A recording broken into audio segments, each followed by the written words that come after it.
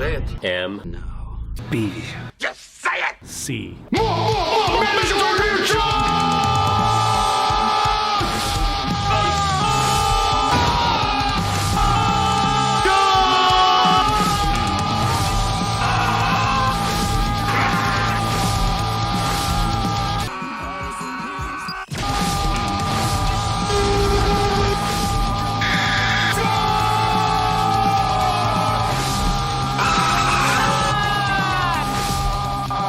Hot mic, check one. Does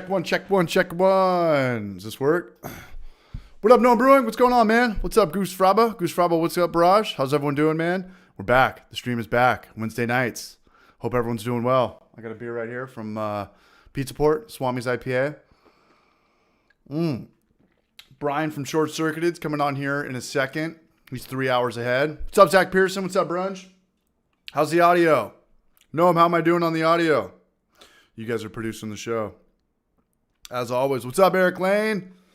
Let's rock and roll, baby. I got one of your Culver beers in here and two of your Helia beers in here. Bruno Tone. Me and these guys went buck wild this weekend. Hence, there is no Homebrew for Life video this week. But it's all good, man. Let me plug this in. How's everyone doing, man? Sounds good? What's up, Noam? What's up, Zach Pearson? Brew Miltone. What's up, Raj? Thank you, Mike. Mike audio is good. Yeah, I brewed today. I was trying to get in and out of my phone, text messages, Discord, yada, yada, yada. Hope everyone's well. The stream's back. The stream is back. Everything's back to normal. I'm back to normal. Everything's chill. Had a great week with John Elliott, Eric Lane, Brew Miltone. I got to crack a window, though. And I don't want to turn the fan on until I absolutely have to. Yeah, we partied good. We were kicking it. Life was good. Thank you for being here. Everybody that's here, let us know what you're brewing. Let us know what you're drinking. And I had probably the wildest brew day ever yesterday. I tried to make a 10-gallon batch out of my 8-gallon Anvil fermenter. We'll talk about that more when Brian's on. I got a lot of questions for him in regards to the hottest everything, the highest temperature people can actually get away with pitching, stuff like that. And got a lot going on. We're chilling. Let's crack some beers. Let's drink some beers. Hope everybody had a good 4th of July. I'm glad that it's over because we got marathon drunk that night too. What up, Kurt Pick? Drinking a Pilsner. My man. Wow. Big shout out to Mike from Culver. He was on last week's stream. It's kind of short. We're going to start doing 2 streams a week. It's going to be me for about an hour and a half, and then I'm going to get somebody on, whether it's just in real life like Mike or Trevor or Brian coming on. And instead of doing like 1 3-hour stream, it's just going to be 2 1.5-hour streams. I mean, we'll see, man. Cable Hogan, thank you for the super chat, man. Much love, man. That helps me not get a roommate. I appreciate that. Really quick, super chatters from last week. Thank you. Again, you guys are helping me out not having to get a roommate. So far, I don't have a roommate. Rob Ronas, thank you, Braj. Joseph Ide, always supporting. Lorenzo Ramirez. Goose Fraba, he's in here right now, man. Thanks, Goose. Back off, war child, seriously. He got me, though. Sounds like an XFL name. He hate me. 3 times. 3 super chats. Thank you. He got me. He's rocking the alien alias. Pony Pasture Brewing, much love, man. Scott Shrewsbury, always helping out. Shrewsbury, always helping out. Jonathan Elliott times 2. He's my buddy. We partied with Eric Lane very hard last week. And I think I have lung cancer. No, I'm just kidding. Elementary Brewing, shout out to Brian. I think he got monetized and bought himself a new camera. Actually, I know that's exactly what happened. I don't know if he wants me telling that to people or not. Artillery Channel, and then Short Circuited. Back off, war child, seriously. No broadcast this week. The broadcast is kind of on fumes. I'm still trying to team up with the owners from Battle Mage, but people are afraid to do it. Owners are afraid to... I think the word's out that this is kind of locker room talk, and they're businesses, and they have to, keep a PR. Yo, what up, Elementary? Thanks again for your love and support from last week's super chat. Cheers, Brian. Kurt Pick. I love it. I love it. I love that people know each other's first name basis and stuff like that. I think the word's kind of out that people that own breweries or are in, I don't know, management positions, maybe it's not the best course of action for them to come on unless we really have a powwow of what we can and can't talk about. So no broadcast, no Homebrew for Life video this week. We partied all last week. John Elliott, Eric Lane. I even wrote that down wrong. Brew milled tone. I spelled tone wrong. All rad dudes. I am still recovering. +1 locker room talk. Absolutely. New homebrewing YouTube channel, Animated Homebrewing. I wanted to give him a shout out. It's awesome. He's got a great channel. He's up there in Canada. He's got, you just got to look at it. He's got like a cartoon theme, kind of theme to it. And we're going to collab. I want to see if he can make me and Maury into cartoons, chugging NBCs, and I think it'd be a lot of fun. I'm doing a collab with Northern Brewer. They're just sending us stuff for a shout out. Got a collab coming up with the Brew Show and the Clawhammer guys. Clawhammer should be fun. We're going to try to mimic each other's style. They're going to try to do the Homebrew for Life off the wall antics, and I'm going to try to do the Clawhammer professional, everything that I'm going to look like Emmett. I'm going to dress up like Emmett. Get over here. Use their font, use their banjo music type stuff. It's probably going to be whack, but we're going to do it, and we're just going to do it. What's up, Joseph? Shout out to you for the super chat. I got you down from earlier in this week. What up, Lex Steele? What's up, Raj? We're going to get Brian on here in about 10 minutes. Clawhammer should be fun. Me and the Brew Show, we're going to do the $50 beer thing, the Mr. Beer kit. That's going to be a blast. Always good vibe with Trent and his wife, Rachel. There's a ton of new BrewTube content. I haven't even watched David Heath's new video. I know he put one out this morning. Beer pushes beer. Breweries, homebrewers, brewtubers. Brewtubers inspire me to brew and to put out more content. So it's great to see people putting out content. Animated, talking about Trappist beers. Lex Steele, what up, brunch? Shout out to Lex Steele. All right, we got 20 people watching right now. Here we go. I know that it fell off the map for a little bit. Just went through a little bit of a breakup. It's all good. We're better than ever. It's always been good. I just didn't want to do it during that kind of transitional stage. What up, Brew Show? Big shout out to Brew Show. He just spiked 5,000 YouTube subscribers. I got to buy him a Nintendo Switch at 10,000. I'm actually kind of hoping he's not going to get there. But he will. So big shout out to Trent. Back off, war child, seriously. NBC for Trent. Say it. M. No. B. Just say it. C.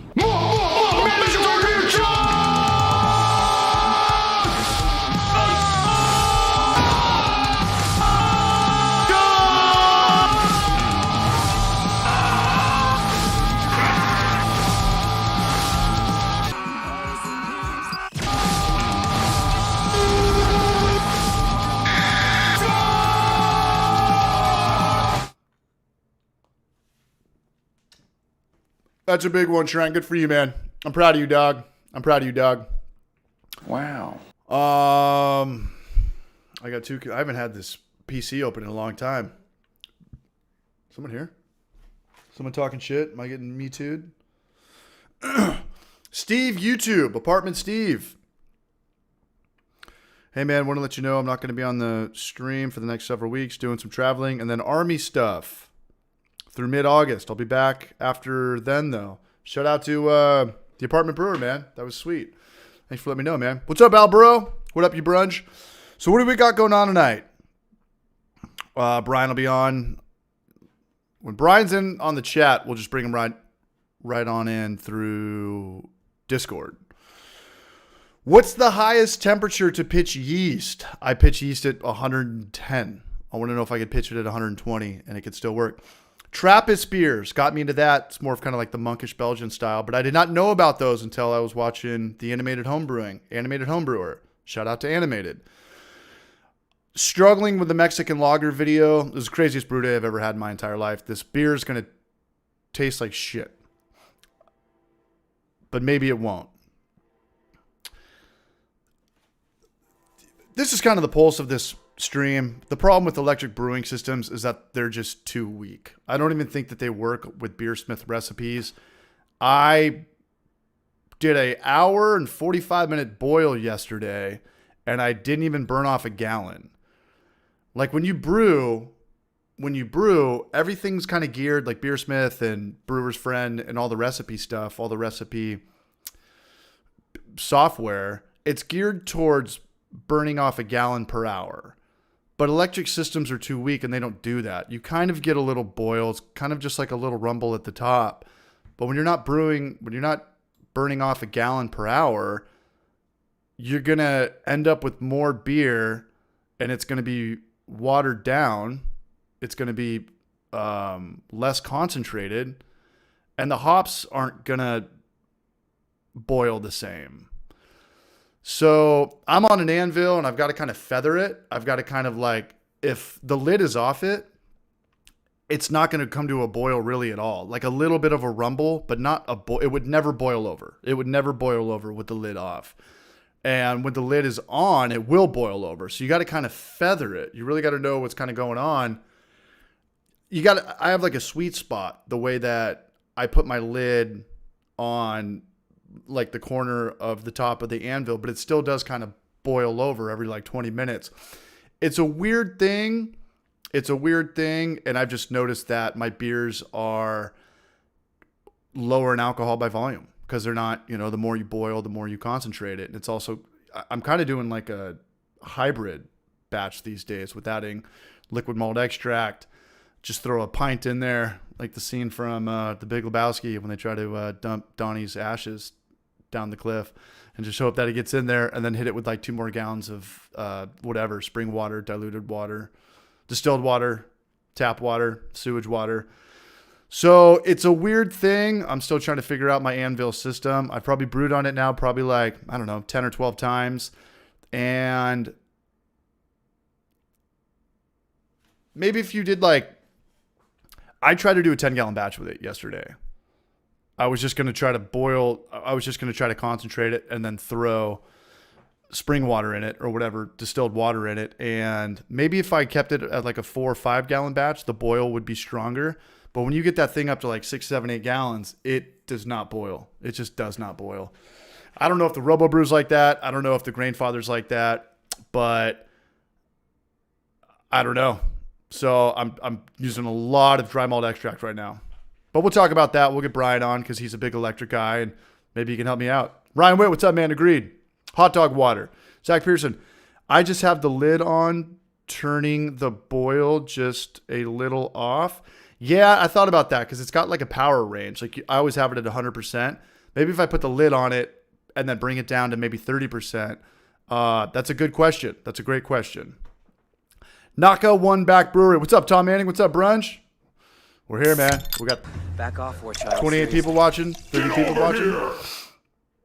And then I got this written down. Big shout out to The Brew Show for spiking 5,000 subscribers. That's a big one. I was looking at my channel analytics today or yesterday. It took me 3 years to get 3,000 subscribers because I would just put out a video once a month, every whatever, maybe next month, maybe 2 in 1 month, and then stop for 6 months.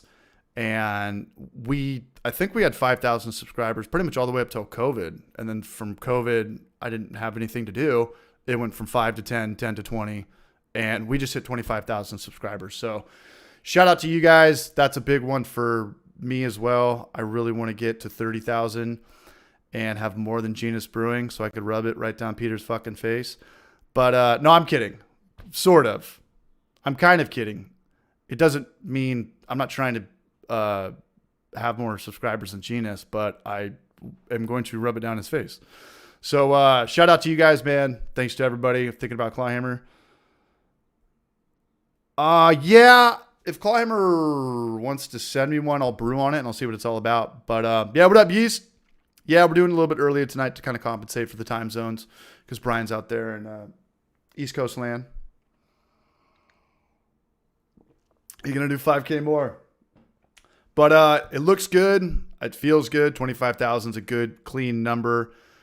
The more subscribers you get, the more confident you are about your channel, the less stupid you have to feel putting out YouTube videos. So thank you guys from the bottom of my shitty black heart. Thank you. Much appreciated. Wow. I've heard the Clawhammer system is great. We'll talk about that with Brian. Let me see if I can get him on right now. Brian's going to show up. He's going to be wasted. He's going to drink 6 margaritas again. Okay. There's a lot of good BrewTube videos.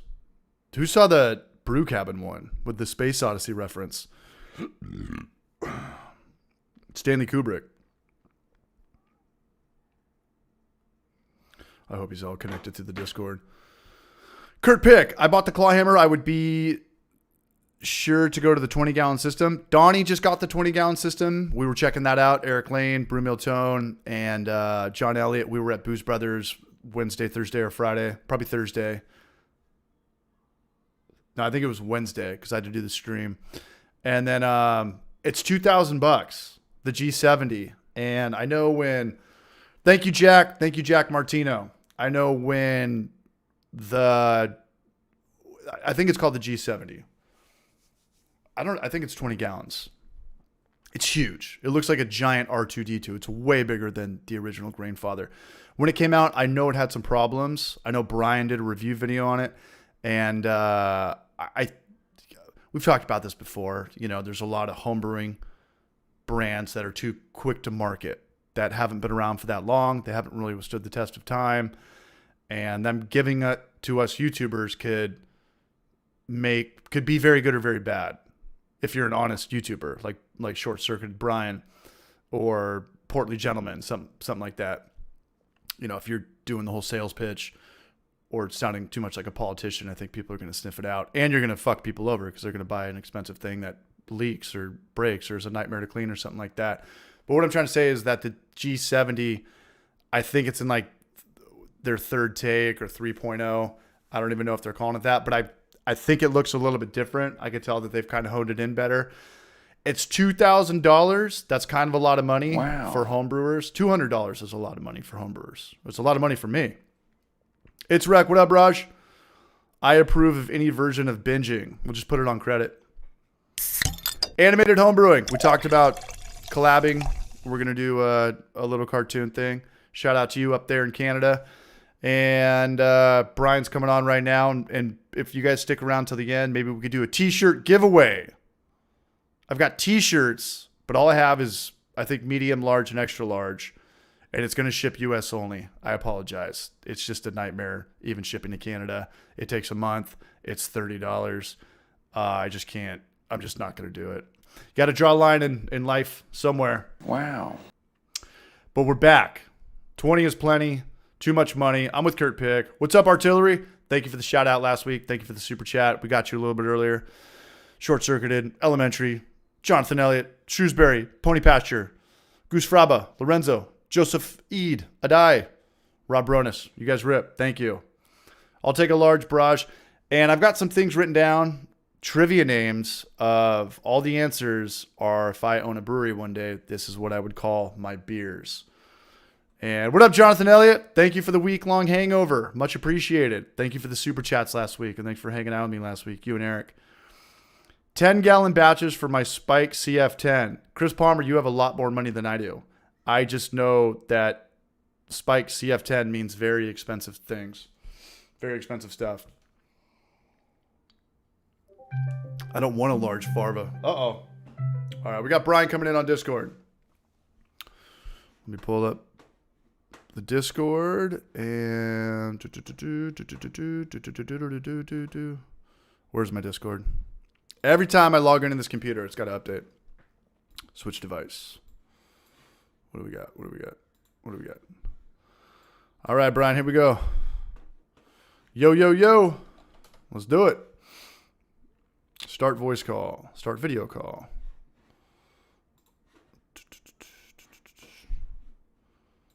I've got low latency on too, so it should not glitch. Artillery channel, I'm drinking Swami's from Pizza Port. One of my go-tos. Oscar Blues Thick Haze, Matt Landis. Cheers to you, brunch. Dawson's Creek theme song. Still got the best username in the biz.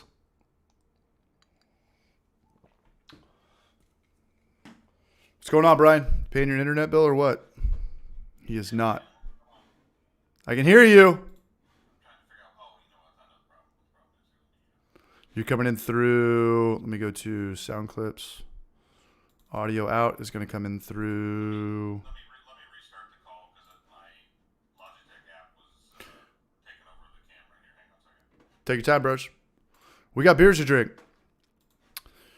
It's right. Schwartz beer here for me. I made a video on that, man. I love Schwartz beers. Even though the more I drink them, the more they all just kind of taste like Guinness, which I think Guinness is a lager. So technically, it can get away with being called a Schwartz beer, dark lager of some sort.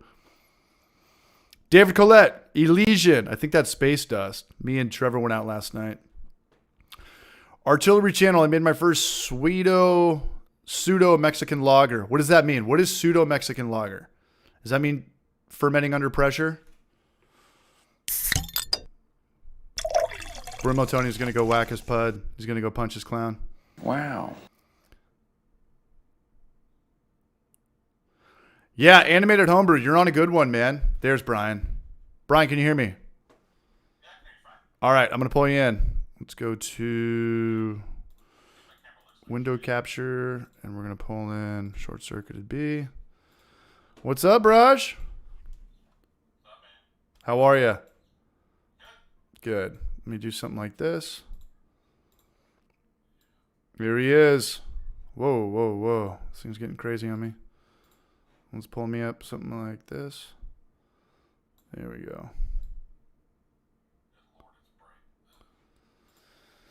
All right, I got you coming in through my... Can you guys hear Brian? Is it coming in through YouTube? Let me pull this up for a sec. I got some questions about electric brewing, Brian. Is Brian in there? Is Brian in there? I got some questions about electric brewing, Brian. All right, it's not coming in. So your audio is coming in through... Let's go to... speakers. Let's go to... How about now? Check one. Check one. It's been a while, man. I've been out of the game. I've been out of the production Elgato Stream Deck game. Brian, can you say something? Oh, yeah, it's coming in through... Let me go to audio out. Should be working. I'm going to bring it in through speakers, high def. Coming to. Ow now, brown cow. Kurt Pick wants you to talk. I've never used Yeast in my life. Jonathan Elliott, what's up, brunch? Going to grab my grub too, but I'll be listening. Ripping on my scooter. There you go. We'll get it figured out. Technical difficulties. Who's got the best joke that rolls over to a chat room? Wow. It's not me. All right, let me go to Discord really fast and see if I can pull in. Let's go to user settings. Let me go to video audio. And let's go to, there it is. Okay, let's go to, I think I got it. You there? I'm here, yeah. All right, we're cooking with grease. It was on my end. What's up, Brian? How you doing, Braj? Good, man. How are you? Good to see you. Thanks for the glass. I'm rocking it right now. Can you see it on my end? Are you looking at YouTube or Discord? I'm looking at YouTube, but I've got Discord up next to it here. Right on, brother. How's the world treating you? Not bad. How about you? Oh, it's okay. I had a pretty wacky brew day yesterday, but yeah, I think you learned the most from those. Oh yeah. I was gonna try. What are you drinking, Brian? I got your shirt on too, brother. Hazy little thing. Sierra Nevada, California. Yeast and the Beast. Brian is the man. All right, we are up to par. Yeah, I was going to do 2 batches yesterday. I'm doing a YouTube video on one of the videos. I'm doing 2 of the exact same everything. It's a Mexican lager, same yeast, same grain bill, same system, but I wanted one to be under pressure and then one just have a blow off tube. And I want to see if there's a difference between those. And halfway through my first batch, I was like, I'm just not going to do 2 batches today with the same equipment. I don't want to have to clean it. I don't want to have to knock out. It's a nightmare. It would have been a nightmare. So I was like, here's what I'm going to do. I'm going to throw in like a pound of dry malt extract and just hit it with a couple more gallons of water and just make an 8-gallon batch. Okay. And then they're in my fridge right now. They're both fermenting. One's with a spunding valve and one's got a blow-off tube going into a jar of Star San. And so far, so good. But it's just so hot where I'm at right now that I was like, I can't brew and film for 11 hours. You know what I'm talking about. You do live streams. Oh, yeah, absolutely. Yeah. Absolutely. What up, Donovan? But like I said before you came on, I have a problem with my Anvil fermenter because it doesn't boil. Which one? The 10.5 Foundry. I'm sorry. Okay. Oh, The all-in-one. What happened? I told you it wasn't paying his bill. hang on. I'm still here. Yes, you are. Just 1 second here. It doesn't, people can hear you. It doesn't boil off the same way that, you know, all the Beersmith recipes or Brewer's Friend or whatever anybody uses. It's geared towards pretty much a 60-minute boil, and you have a 6-gallon yield, and when you burn off for an hour, you end up with your 5-gallon batch. But with my electric system, it doesn't burn off a gallon of wort for that 60 minutes. So I've got... Right, I got you. Yeah, so I've got like 5.5 gallons. Some guy, I forget who it was, but he was like, yeah, you have to compensate for 30 minutes. So if it's a 60-minute boil on propane, it's got to be a 90-minute boil on electric. But then that's got to throw off everything. That's got to unless you're doing all your hops at flame out or something. But if you're doing, 60-minute hops, or I guess 90-minute hops, it's going to be more or less bitter now. Yeah. Not that that's a big deal for homebrew for life, but there's some guys out there that really want to dial recipes in. Yeah, but so you just have, it's just a matter of, doing a test on it to see, what you're looking at as far as how much you boil off and all that kind of stuff. It's one of those deals where. Long story short, yesterday it was like just the ultimate on the fly. We're going to work backwards. I don't even know if this is all grain or extract. I did get my yield. I did get 2 4-gallon batches or an 8-gallon batch out of the Anvil 10.5. I was really stretching its wings yesterday. I was really pushing it to its limit. But the more you've got in there, the tougher it is to get that boil. And you got to kind of feather it. Like I was saying to these guys, you got to, put the lid on it, but you also got to be staring at it because it's going to overflow every 15 or 20 minutes. You got to kind of find that line of like, hey, I got to pay attention to this thing all the time. Right. So I don't know, because I know you pretty much only do electric brewing, correct? Yeah, that's all I do anymore. Yeah. Indoor electric brewing. Do you have a hard time? What's your go-to system? Wow. I brew on a bunch of different ones. The Foundry is one that I brew on. I brewed, the last beer I did was that lager that I made, and it was just in the kettle with the brew bag. So that was what that was. How'd that turn out? And good. I don't know why in the world I am not showing through on video here. Take your time, man. We got people in here. What's up from Phoenix? John, what's up, man? Hopeful Brewing. I've thought about what you said. Everything's a good idea. I just need to look at it a little bit more about the whole fantasy football beer recipe thing. I think it's a good idea. I've just been really busy drinking with Eric Lane and John Elliott for a week with Brew Mill Tony. I've been really busy going on a bender and spending a ton of money. I don't understand what's going on here. Yeah, Ryan Poole, we tried to do the brew in the bag. We should have just done it. I wanted to do a 10-gallon batch, but my buddies his system. I think it's a 12-gallon kettle, and he puts. Oh, there it is. There it is. They put the ladder up, and he kind of uses that as like his pulley, and he just backed out. One day I was like, hey, I just got to make this video. So there he is. He's back. Come on down! We got it. We got it. All right, beer 30. First time I've ever used the OBS virtual camera. You look good. You look better than me, I couldn't man. get any. I couldn't get any controls for the camera with the app for oh shoot, what is that? Discord. The Discord app doesn't have any controls for the camera. I was blown out. You look good. We're here. I see your microphone. I see your beer. I see your wedding ring. I got a question for you about lagering, Brian.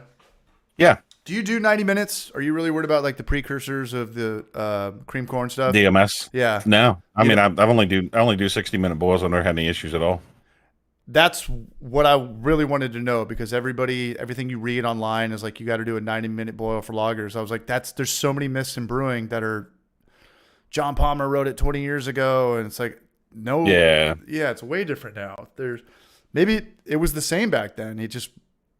I don't know. He was just writing stuff to fill pages. I'm not saying he's a liar, but you got to write a book. You got to have a lot of content. You got to have a lot of exactly. You got to fill pages. But exactly. I did 75-minute.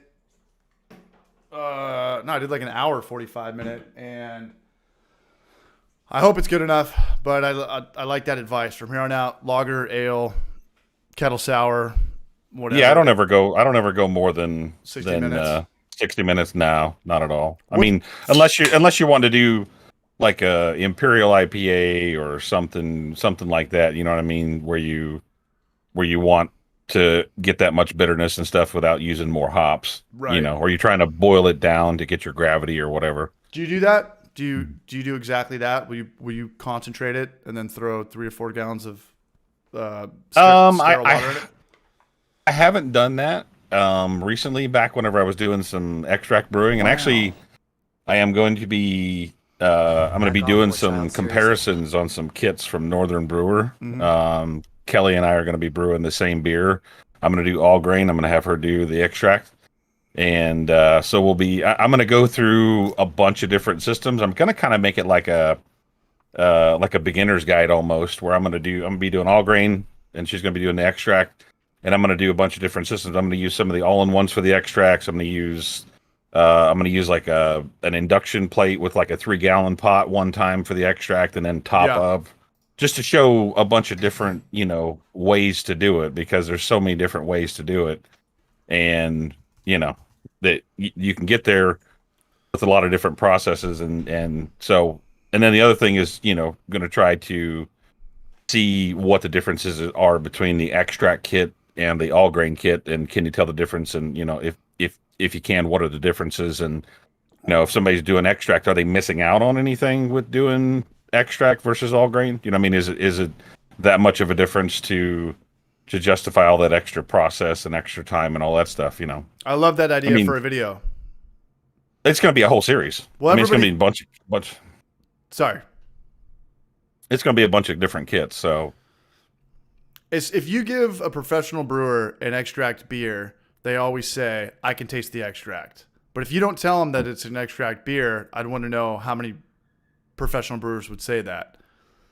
Yeah, that'd be interesting. I might have to figure out a way to get some dry ice and see if I could airdrop you a couple of cans, one of each. Can't wait. And see if you can have some of your professional brewer friends check it out and see which one they think is which.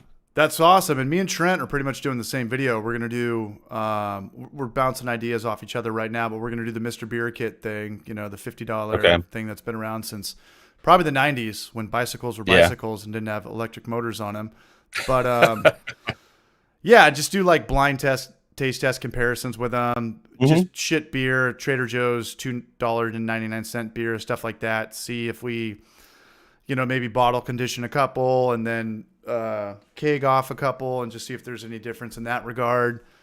The CO2 tank should always taste better than whatever bogus carbonation pills that they give to you. Yada yada yada. Yeah. The one thing also that I'm going to do with it too is we're going to Back off, war child. Seriously. maybe not cover all of it in the video, but I'm gonna treat the water for the extract. I'm gonna treat it with calcium chloride and gypsum and do the whole water profile just like I would with the all grain batch. Yeah. Minus maybe lactic acid or whatever. I'm gonna control the temperature and fermentation. Talk about the importance of that, all that stuff. So I'm gonna do all the things that you should do. And try to make sure that both beers have equal footing as far as seeing how good they turn out. I like it. I And like it a we'll lot. do that. Very nice. To agree with your point, Donovan Sanderson said he just did a 60-minute lager and it turned out great. I think Donovan Sanderson. I think I read that. The Brew Show. I'm all about the 30-minute boil these days. I feel like everything's just like everything in beer is just changing. Like people mash in for 5 minutes now. People boil for 30 minutes. People ferment for 3 Right. days. Right. Yeah. So I'm trying to ferment. Like I don't know if you watch or listen to Brewlosophy Marshall, but he's doing lagers, pretty much every lager strain at like not room temperature, but 65, and he's getting some very good lagers. Like everything that we Yeah. thought I've been doing them at like 72. 72. any no problem. lager strain. Yeah. Yeah. So that whole it has to be from like 50 to 55 means nothing at all. No, not under pressure. That's my video. I'm doing one with a blow off tube and then one with the spunning valve. Yeah. So we'll see. Yeah. Because I don't even know. Because Yeah, he's doing them without a spunning valve, and he's like, you don't even need it under pressure. Like everything we knew about Okay. brewing changed like 2 weeks ago. It's weird. Well, I think what's changed is the quality of the yeast. I think that's what's changed. as with to me. everything, the farming for the malts and the hops and the water, I think everything has just gotten better. Yep. Yeah. Exactly. Hopeful brewing under pressure. Brian, do you want to explain? Do you want to take this one? What is Sure. what is under pressure? Yeah, so you will ferment under pressure by putting your wort into a pressure-capable device. Obviously, you can't do it in just anything. Gotta have post. Probably the cheapest way to get into it is doing probably the all-rounder from Kegland. Or a corny cake. And or a corny cake. Yeah, I mean if that's something you already have.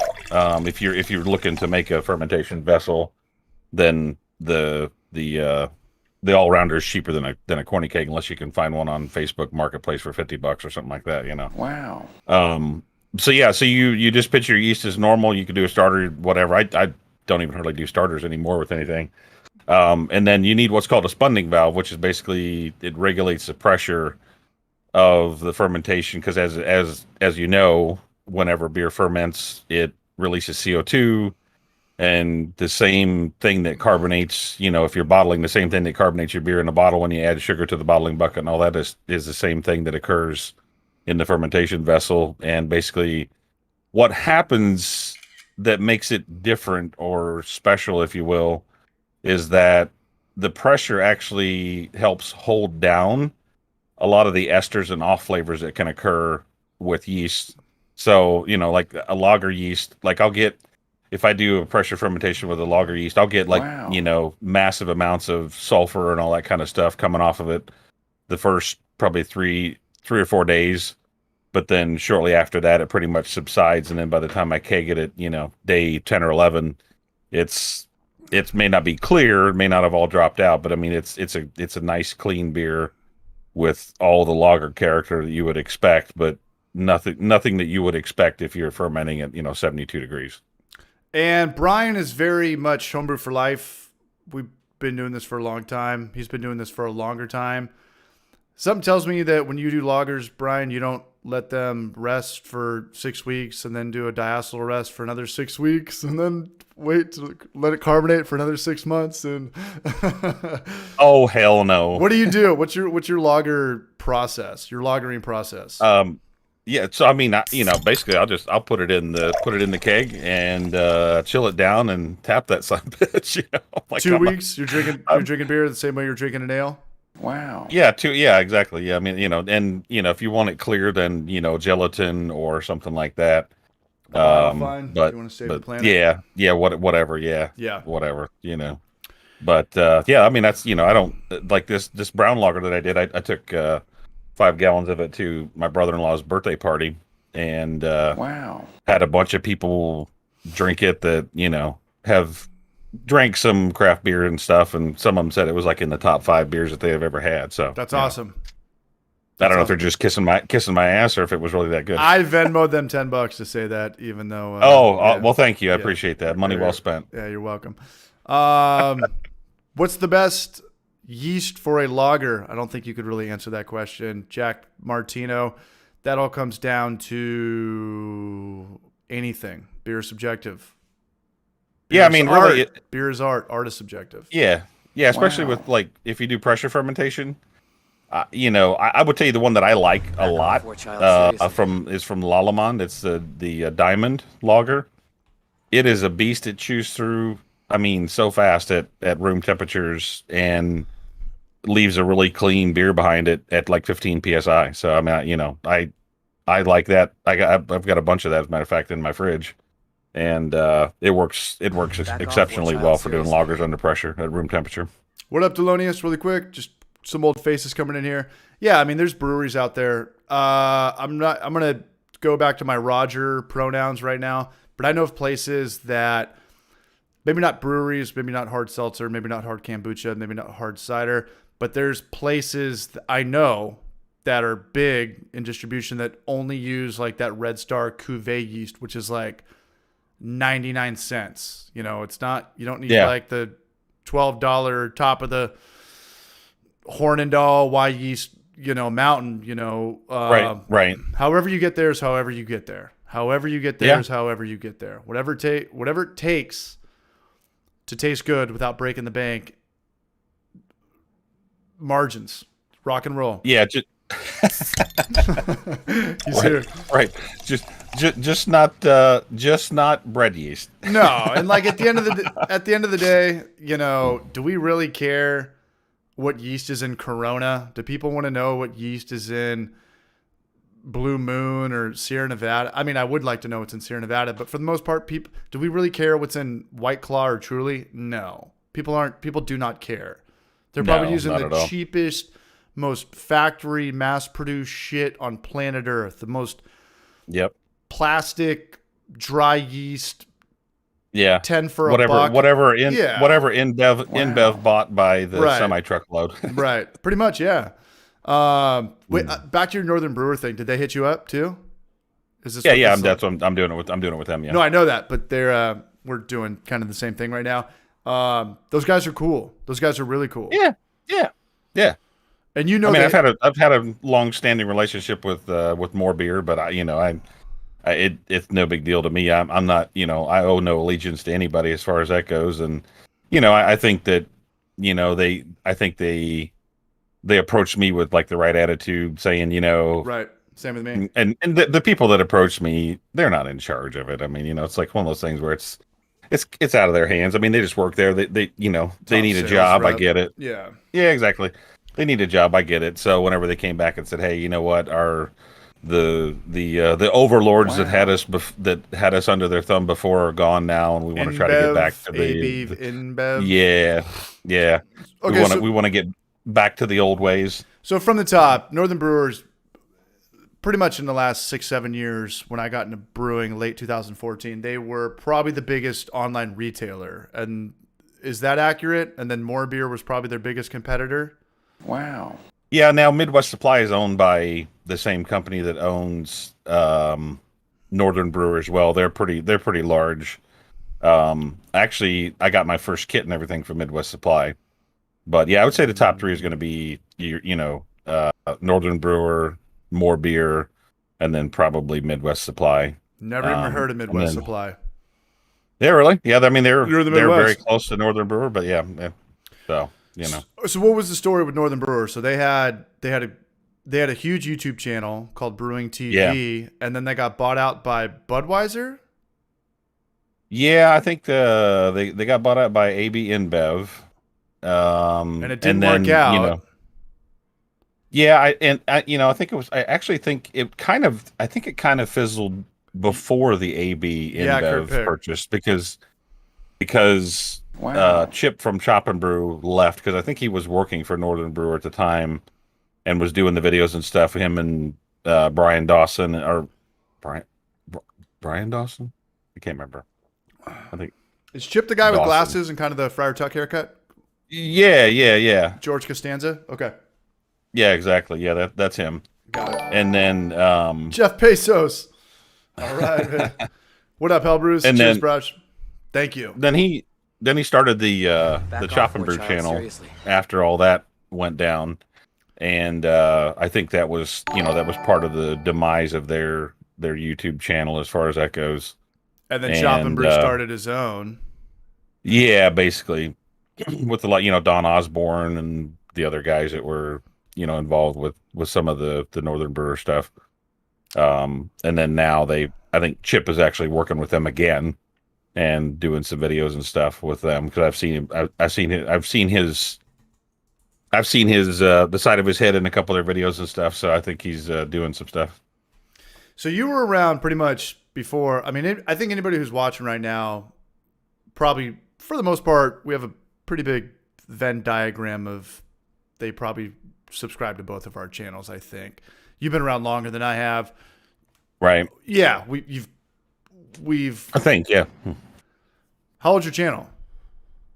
You've been around longer than I have. You've been around longer. Yeah, I think I'd have to look at the thing, but I think it started, I can't remember when it started. It was like 2014, 2013, 2014, something like that. So you got me about 2 or 3 years. When were you Yeah. putting out videos consistently, or was it?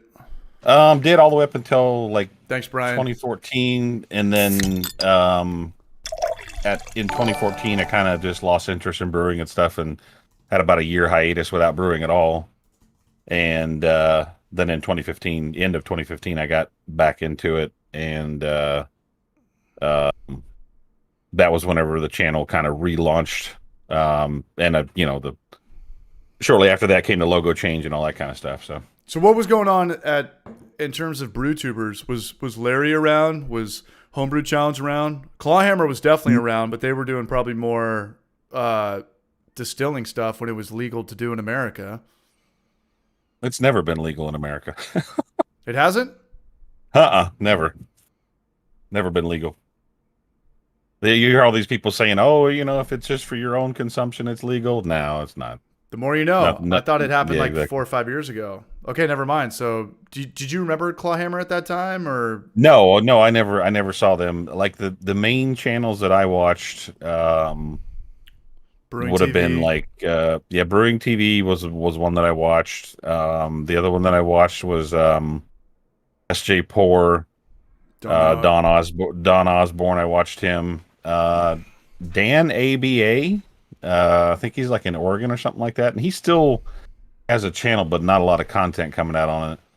What about the main guy, Craig Tube, OG? He would. Yeah. I remember him being. I didn't watch him a lot, but Too many aimless he was rants in there. his basement, walking around, just kind of going to and fro. I'm gonna start doing that. See if my channel picks up. Yeah, Craig Tube. Yeah, he's like, today we're gonna stare at this glass for 45 minutes and not edit one clip. Smash that like button. Hey, he's an old timer, man. Shout out to him for making it happen. And he actually got his channel deleted for whatever reason, and then he got it back. I think I've talked to you about that, and that's an interesting story because I would be fucked if YouTube deleted my channel, as would you, as would a lot of people. And weird stuff happens like that all the time. Like sometimes you'll follow somebody on Instagram and in their bio, they're like, account deleted at 100K or account deleted at 50. You're like, why? Unless you were posting nudes or I don't beating the know. shit out of I'm- somebody. Like, what up, Yeah, Joey? I'm still a little on the fence about what actually happened with that because I've never heard of anybody getting their channel deleted other than CraigTube? some massive thing that happened without any warning. Because he said there was no warning, no nothing. He just woke up one day and it was gone. That's a really bad story. That is my nightmare. And Yeah, or eating corn dogs. Yeah, we're gonna get flagged. and there for should be some smearing mustard. shots across the bow from YouTube before you get your channel deleted. Really. Yeah, and I think it's better now. I've gotten a strike, but I've appealed it. Now my channel's back to 0 strikes. Have you ever had to deal with any of that? The only thing I've had is just I had a song on one of my videos that was copyright claimed or whatever. Yeah, it wasn't a strike or anything. It was just copy. They just claimed the revenue on it. So which is a good system, and I've talked about this before. Like I made a video for Battle Mage, one of my buddies who I grew up with, and I used a song from Wind Waker from Nintendo's Zelda, and it got flagged, and the copyright or the ad revenue, which is nothing, which is 10 cents a day, goes to Nintendo of NA, which is Nintendo of North America. And I was like, that's a pretty damn good system. I stole their song and it goes to the rightful owner, and there's no lawyers involved, or I don't have to like appeal or explain myself. It just happens like that. Yeah. YouTube, the robots in the Google machine are definitely working, man. Wow. Yeah, the funny thing about it too was that when I added that track, it was royalty free at that time, and then it got something changed. Yeah, something changed. So. That's my big fear too, because I rip off Vomitron. It's like a Nintendo heavy metal cover band, and the day they figure out like there it is right there. That's the problem. Skynet, Terminator 2. That's exactly. I want to grab another beer real quick. Hell yeah, Big Mother is watching. Nah, but there's going to be a day where someone figures out that I've stolen all of their music from my Mega Man 2 Brazilian rock bands, and they're going to monetize their channel, and I'm going to lose all my ad revenue. And that's fair, and I know that day is going to come. But in the meantime, I'm going to use their music because I love it. And I pretty much only listen to rock and roll, death metal, 8-bit video game music remixes for like the last couple of years now. Who's in the house? Jorge Castro, what's up, Brunch? How are you, man? Hope you're doing well. Thelonious, he's in the house. Victor Hooper, watch both of you all the time. Drinking Oak Cliff Brewing, Sombre from Oak Cliff, Texas. Cheers, Victor. Welcome to Brageville, USA. Luke Trujillo, Coach, do you love me? Yes, if you love me more. Lex Steele, NBC, Pony Pasture. Hey, CH and Brian, cheers. NBC to start. We'll rip an NBC. We could do that. Lex Steele's on it too. And he hit me with a super chat earlier. Okay. Brian, you ready for an NBC? I know it's like 2 a.m. your time, but let me what's your work schedule like tomorrow? Let me actually pour. I work from home, so it don't really matter. I can flop out of bed and brush the sleep out of my eyes. And you don't get hangovers. It's that Irish blood in you, and I'm jealous. Yeah, not really, man. I have to wake up and run 5 miles. I think I just drink too much hard liquor otherwise. What's Beer that? doesn't do anything to me. I think I just drink too much hard liquor otherwise. Did you drink 6 margaritas? Pitchers? Like before last time? Not this time. Not this time. You're making progress. Right. All right. I said I'm gonna be awake for this one. All right, we're going south of the border for this. I'm just grabbing whatever's All right. in my fridge. Ciccati. All right. We're gonna NBC it. All right. 2 for 5. Shit, I wish I'd have known. I'd have grabbed another one. No, I'm not gonna NBC this. I'm gonna you're not? Okay. Throw up. No. I'll just do a little bit. Mm. We'll do a half pint of it. All right. Shout out to everybody here. We got Puerto Rico in the house. We got Texas in the house. We got Phoenix in the house. We got Tennessee in the house. We got Brian in the house from Ohio, which I still don't know how they're 3 hours ahead, but I believe it. I believe the system. All right, so NBC. Oh, we got a question really fast before we'll put our chugging shoes on. Brian, how do you find the time with a full-time job to brew, film, and edit? Annie has a family. I started my channel when I was unemployed, and now that I have a job again, I just don't have the time to edit. That's the best question anybody's ever asked. Yeah, early mornings or late nights, bro. One of the two. You know, if anybody has seen some of my comments and stuff on YouTube or my Facebook or whatever, they'll know that sometimes they see comments from me at like 4 o'clock in the morning. That's usually about the time I wake up. I know. You text me super early or Instagram DM me. You're like, hey, right? Did you get the glass? And I'm like, dude, it's 2 a.m. my time. I'm still partying. That means it's like 4:30 a.m. your time. Did we discuss? Hilarious. Oh, the claw hammer. Yeah, people want to know if claw hammer is the best electric brewing system. And what I mean by that is what's got the like most rigorous boil. I mean, their 240 volt system has a 5500 watt elements. I mean, it's on par with It's all the same. any other system that has a 5500 watt element. I mean, there's nothing special about that. All right, here we I go. mean, and in a 10 gallon kettle size system, it boils like a mofo. So, All right, what are we doing here? I know we've talked about this, but if you want to say pass. What's a better system, clawhammer or anvil, with price included? Oh, I would say the anvil. I mean, because It's the half the price. Yeah. I mean, it's one of those things. It is half the price, and It does the same shit. yeah. As long as you can run it on 240, I think that's the key to it right there. So. I cannot unless I buy one of those converters, which Yeah. still scares the shit out of me. All right, it's NBC, dog. Say it. M. No. B. Just say it. C.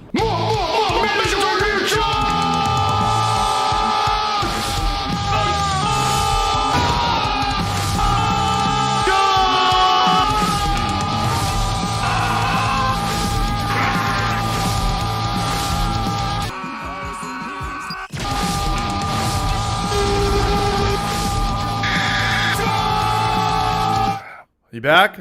Wait, somewhere around there myself. All right. Mm. Can we do another half hour with you, Brian? Yeah, sure. You know what? I'm all gonna good. do a giveaway, and I think you're gonna know some of these answers. You know what? Okay. I need to come up with a couple more questions. I need to give away 5 T-shirts tonight. But these are all the answers of what I'm gonna name my beers after for my fake brewery in San Juanejo. Okay. Or my 3-barrel. Okay. system. So let's do that. You're giving away 5 shirts. 5 T-shirts. You know what? Okay, We'll do one right now. We're gonna do a teaser of a teaser. Well, so do that, and then we'll give away one of my glasses. Viewer's choice. Do you want to do the winner gets both, or do you want to do them individually? I don't care. It's up to you. Let's do them individually. All right. While Your I'm show, Doug. okay, we can't win each other's stuff. If you know the I answer, understand. we got to keep each other's mouth shut. That's cool. And I think you're gonna know the answer to this. That's cool. All right. And again, I'm not shipping to anywhere except America. The US. I'm sorry. Yeah. I'm sorry, Canadians. I'm sorry, everybody else. Yeah, It's we'll do that. It's We'll do a that nightmare. for me too. Yeah, and it's just still probably COVID territory where it takes forever. Everything's freaked out and double inspected and yada yada yada. And I only have large, extra large, and a couple mediums. And here we go. And okay. Question number 1. I got to get like the X-Files chime. Dun-dun-dun-dun-dun. Okay. There's 62 people watching this. I think someone's going to definitely guess 64. this. 64 people watching. All right. Thumbs up this video, and we'll do 2 streams. We'll do a Wednesday and a Thursday from here on out. Or thumbs down it, and we'll just stick with Wednesdays. All right, here we go. One of the funniest movies of all time. It's a little bit older. Abby Normal is the name of the brain from what movie? And I'm going to name a beer after this one day. It's going to be called Abby Normal IPA. What is the name of the movie where they give somebody a brain and it's called Abby Normal? Brian, you know? Giant Beat. Yeah, Giant Beat. Got it. Come on down, baby. Giant Beat. He's like, yeah, I live Come on down. Yeah, he's like, I live in Sweden, and it's $100 to get me that T-shirt. Shout out to I live on the moon. I'm the first guy to live on the moon. Right. Yeah. Shout out to Giant Beat, See if you baby. can stick out one of those SpaceX rockets out there. Hey, Giant Beat, could you hit me up? CH, there's a million. I'm the easiest guy on planet Earth to get a hold of. Big shout out to Giant Beat. That was good. Here they're coming in right now. Young Frankenstein. Abby Normal IPA. You like that, Brian? I like it. Abby, like it. are you a Mel Brooks fan? Yeah. As much as, yeah, I mean, Blazing Saddles, Young Frankenstein. Maida Schwartz, be Yeah. with you. Yeah. Robin Hood Men in Tights. I think the guy's still Yeah. alive. Oh, yeah. I think he's like 100 years old. Yeah, I think so. Yeah, something like that. Good yeah. for him. Good for him. Either that, or he's just the ultimate prank, right? He's just He's got Weekend that. at Bernie's. Yeah. He's like one of those heads from Futurama. It's in a jar. Right. Giant Beat, congratulations. All right, Brian, do you have a trivia question of your own? Oh, You want to do sport? You're not a sports guy. No. Let me think. We here. can hold off on that, and we can go back to beer, and I'll text you some. You know, everybody always knows movies. Yeah. I'm gonna text you. You got your phone next to you, right? Okay. Yeah, it's right here. How about this Abbey malt.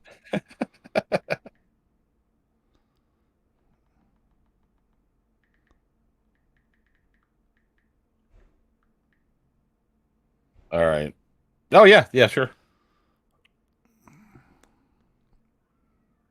Well, I mean, we can't. We got a text. We can't talk about it. No, I know, but I'm just saying out. Yeah, I'm good with that. Send it, Braj. All right, you want to do it? All right. Ugh. This is to win see what Brian's you got glass.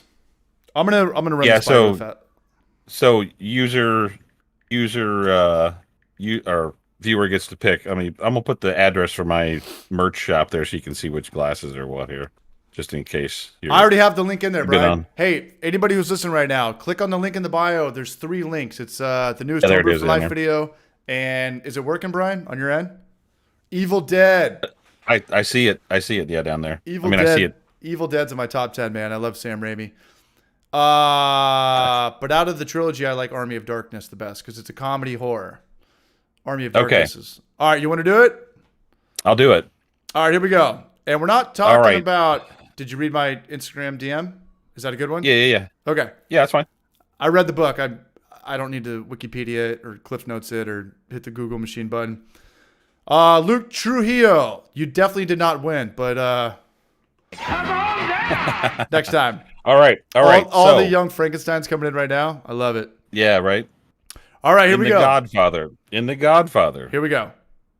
Who was the oldest son to die? Of the Godfather's 3 boys, what was the name of the oldest Yeah. one who got shot to death? Dun-dun-dun-dun-dun. The Notebook. Wow. Are we taking... Brew Mill Tony. Where's Brewing Tony? He got it. Sonny, come on down, baby. He did get it. That's right. There you go. All right, so you got to write that down. So write down Brew Mill Tony. You got to connect with him because you're going to get one of these glasses right here, Braj. Shout out to Brew Mill Tony. Or whichever you want. And Some people. And here's a bonus question. What is Sonny short for? Anybody? Sinatra. Brian, you Sinatra. I think it's Santino. Santino. Yeah, I think you're right. Yeah. Santino. Yeah. Jack Martino knows what's up. So I was going to tell you. Rock and roll, man. Good job, Tone. Some people may have seen them already, but would you care if I showed my cans? No. Live your life, man. Give it a second. There you go. Wow. Looks great, man. Looks really good. Autocorrect failed me. Back off, war child. Seriously. Then on the back there, you can black out to get the all the stats there. Not something I want to do for a whole case, but how does that work? I think there's a lot of people interested in canning their own beer and making labels. What's the best course of action? I really don't have a whole lot of experience with it. I haven't even canned my first beer yet, so Kinko's? I'll take it. Yeah, maybe. Or Wow. I have a thermal printer that works pretty good. It's only black and white, but yeah. I mean, I think and there's companies out there that make labels for cans and stuff like that. I think it's just a matter of I certainly wouldn't want to do like an inkjet printer because you're talking about big money on that. What's your and you have an October? What's your canning setup? Yeah, the October SL1, and then I got these cans, the 16-ounce cans, and the 12-ounce cans. So I got both, and they both have the same. I just had to shrink the label down for the 12-ounce can. Did you get a free product for a video for October? Or? Yeah. See, because they came at me with a super aggressive. Remember you said that. Yeah, I probably said the same thing 3 or 4 times because I literally only say the same 12 things. So I'm like, tickle me Elmo. But he was like, yeah, it's $1,000, and if you guys like it, just buy it for half and just send us back $500. And I was like, Dude, you were the worst fucking salesman of all time. You know why? Because you came to me, which means you have no leverage, and now you're trying to sell me something? Like, this is not how life works, dude. This is not how... If I came to you, then it's a different story, and you're like, hey, we'll give it to you for half off. When you come to me, this is business ethics 101. This is life. Don't pull out your ace until you have to. Yeah. This is...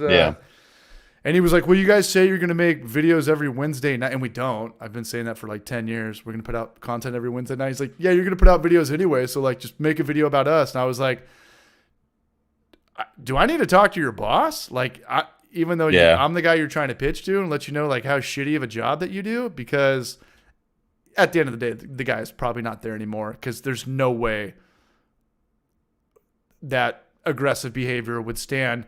And the only way you could get away with that is if you were the owner, and I highly doubt that that was the owner. Yeah, So, I mean, you want to not get buying your product shit. up in front of somebody. Yeah, exactly. But quite frankly, if I buy something at a discount, I may not even do a video. Yeah, and like I've said, okay, so Brian, his channel is Electric Brewing. He does a lot of, him and Brad, Portly Gentlemen, they do a lot of Halo products, very expensive stuff. There's classes of home brewing. I am definitely at the blue collar bottom of the barrel. Some guys have very nice things. I don't think you have, I think Brad's got the nicest. I think Brad has like 3 for sure. chillers. Yep.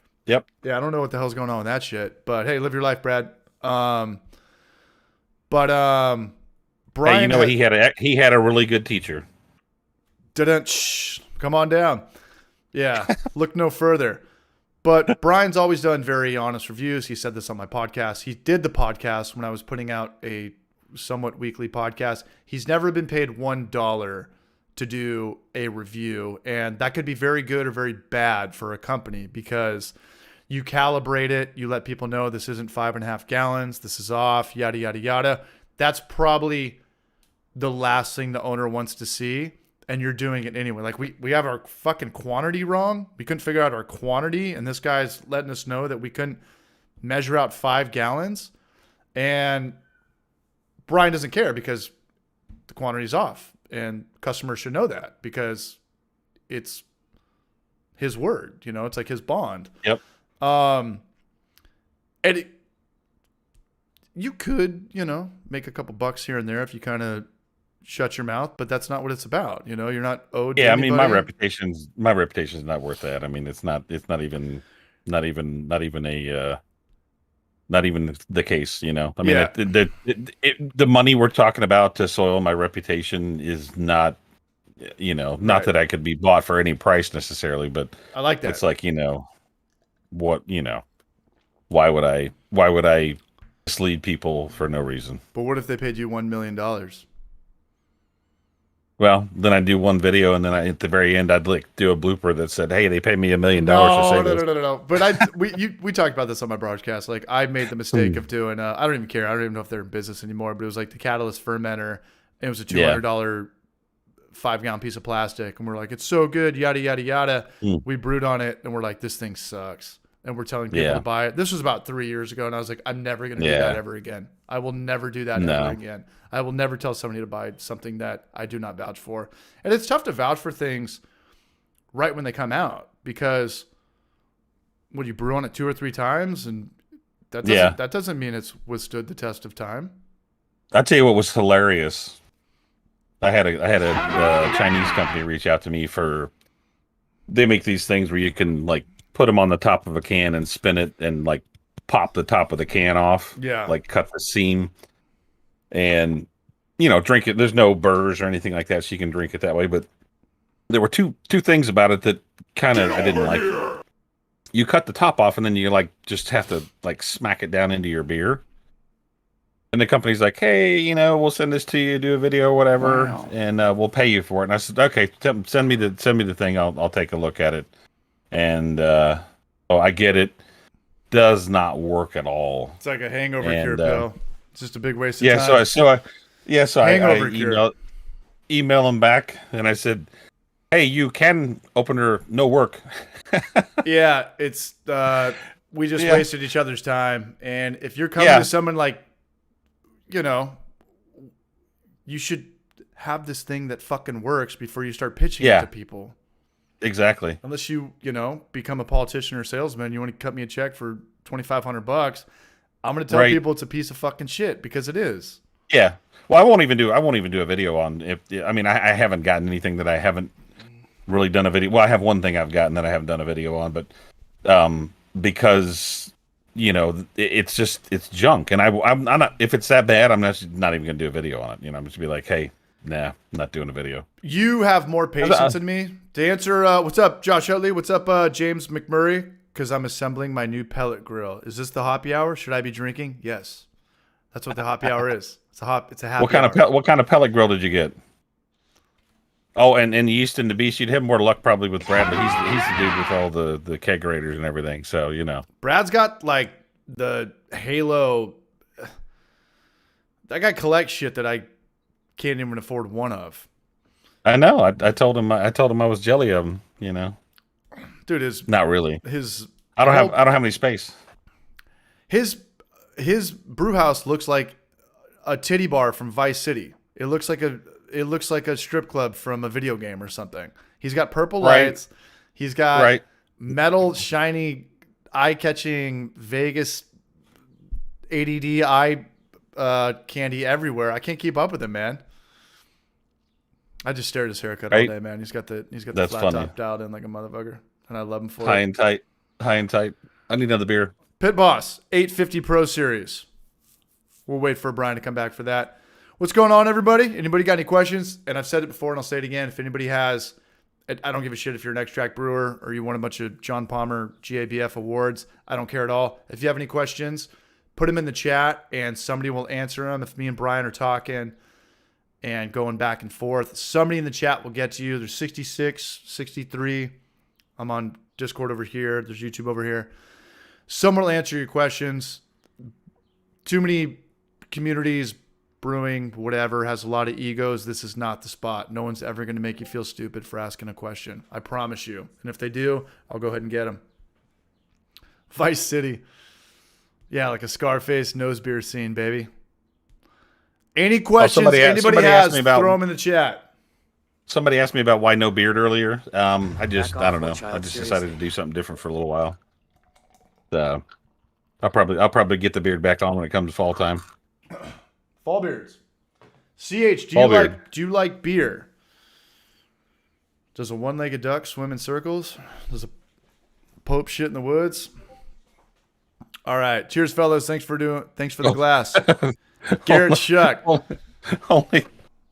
Never. I'm not even gonna say it. Never mind. Jack Martino. I think that's a great video. Trent, you know what we should do with that? I don't know if the Bruce Show's still watching. We should do that video. Exactly kind of what Brian's talking about. We'll do Mr. Beer, the $50 beer kit thing. You could probably buy it like Target or Walmart, and then do it blind taste contest with Pliny the Elder or Sculpin or something. Chris Palmer, go with a Brew Easy. I know nothing about the food thing. Neither one of those. I make top ramen. I put cheese in it. And I chase it with pickle juice. Come on down! Tom Ellen. Oh, yeah. Takata. Yeah, we're going south of the border, man. I got to mix it up. Light beer, IPA. And it's super hot. A michelada. Yeah, it's like 78 degrees where I'm at right now. Weber kettle with charcoal, Elementary Brew Co. Weber kettle with charcoal and propane smoker here. Low tech for beer and grilling over here. I smell a food video in Brian's horizon. Call me. I don't do food videos on my channel. He's Brian. Elementary's Brian too. Okay, Brian. Elementary, okay, yeah. Dude, got you. All I'm gonna do. I'm doing how to make pizza on a waffle maker on Sunday. All I want to do is food videos, and they get 1,000 views. And if I make like, hey, how to fit 5 mistakes on how to like be a garage brewer, 10,000 views. Like, it's exact opposite, but I love the food videos. Corn dog videos was a blast to make, bombed. $8 in ad revenue. Great time with my friends. Great time with my friends. I enjoyed that video. I think my favorite part was the Maury the Maury mustard facial. Larry even left a comment. Lawrence barbecue. He was about the Predator handshake. He got a kick out of that. Dylan, you son of a bitch. Yeah, right. You son of a bitch. I heard you still pushing pencils. Joey Jose, Joey Joe, CH, how does the foundry hold up? How reliable is it? And do you brew with it a lot? I got a pre-order coming. Yeah, it's a great one. Brian just said it's probably the best bang for your buck. It's they all kind of do the same thing, so it kind of comes down to price point. That's my answer for it. They come with a grain basket. They come with its own chiller. They've all got the LCD screen, the timing, the temperature. Mine is great. I think that where I went wrong yesterday is I tried to do 8 gallons of wort and just a little heater on it couldn't do it. It just the little engine that trying to go up. Yeah, not 120 volts, man. It ain't gonna happen. It's not gonna happen unless you put the lid on it and you really like stare at it the whole time. And when it gets close to boil over, take the lid off and it's just gonna go back down to kind of a rumble. Yeah. That's up to you. It's great if you're doing 5-gallon batches. Yeah, it's great if you're doing 5-gallon batches. It's even better if you're doing smaller batches. If you if you're doing a 3-gallon batch or 2-gallon batch or something like that, yeah. So do 4.5-gallon batches, get 5.5 gallons of wort. And then that whole probably boiling for an hour at 60 minutes will probably get you close to 4.5 gallons, and that's all you kind of want to throw in a corny cake, anyways. If you're using a corny cake as a fermenter, or just at some point it's got to go into a corny cake. So yeah. Adam Yeast Ben, and the what up? Beast. I will tell you, I'm gonna try to run some whole hops Dan Diego in my meat grinder and see if I can make some pellets out of it. And then Tom Mellon asked me how many times did I brew on the Brew Tools B80. I think I brewed 3 or 4 times on it. Big learning curve on that. I think there's a ton of the ability to do a lot of different things and do a lot of different methods. Ultimately at the end of the day, the problem for me with it was it's so big and so heavy. If I had a dedicated space for it, I probably would have brewed a little more on it.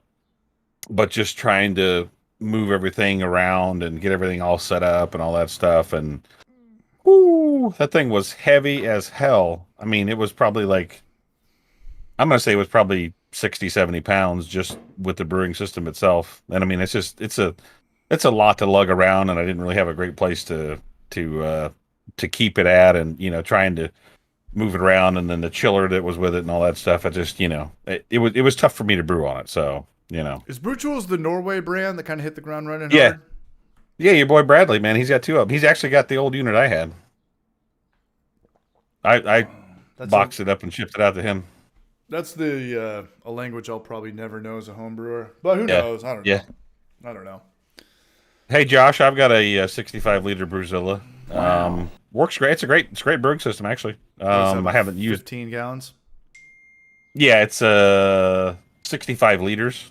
So whatever that is, 4.2. I think it's like 17 or 18 gallons, something like that. Yeah, I mean it's a really great brewing system. I think it's better than the 35-liter Brewzilla. To be honest with you, in my opinion, it's just because it's 240. I mean that's the other thing about that one. But yeah, I mean I brewed many a beer on that thing, and it just works like a charm. We're speaking Greek to CH now. I don't know. I'm kind of with David Heath. He was the guy that kind of, I don't know, not re-emphasized or taught me, but he's like, brewing DIY and keeping it cheap is funner home brewing. Like it's there's peace of mind knowing like you can do all these things and get the same tasting beer as the guy that spends, it's an arm and a dick on a credit card just so he gets some shine on Instagram and stuff like that. And is his beer better than mine? I'll never know. Is my beer delicious? Sometimes. If I'm, doing the same recipe, which I don't really do anymore because everything's kind of experimental from Homebrew for Life. But before the channel, Right. you did the same 20 no one's ever done 20. No one's ever done 20 same recipes, but you do like 3 or 4 and you're like, okay, it does get better and better and better and better. And Brew Cabinet was funny because he was like, did you watch this last video? Yeah, I thought the other couple of videos that he did were better, quite honestly. But that's just my thing, you know. He's got great production, but he was like, yeah, I've done the same hazy batch for 50 times. I was like, no one's ever done the same batch of beer 50 times, not unless you're a commercial brewer. But I don't know. Maybe he has, man. I don't know what the fuck I'm talking about. I never know what the hell I'm talking about. But Daisy. Brian, there was a time 5, 6, 7, 10 years ago, 30 years ago, where homebrewers were making phenomenal beer without all this nice stuff. That's what I'm trying to say. Oh, sure. Yeah, I'm that's what I'm trying to say. I'll say that anytime. You know, it's like one of those things where, you know, because I get comments on stuff sometimes and like, oh, this whatever, does it make better beer? Nope. No. Not at all. No. It's down to process, ingredients, and, you know, that's, you know, it's one of those things where there's a whole lot of bling, you know. It's like putting it's like a chef. It's exactly like being a chef. It's like putting side pipes on a Corolla. You know, I mean, is it going to make it go any faster? No. No. Experience will always prevail. Prevail. You could have the 10-year guitar player pick up a, you know, Mexican ukulele and shred on it, you know? And you could have, case in point, who's the guitarist for Black Sabbath?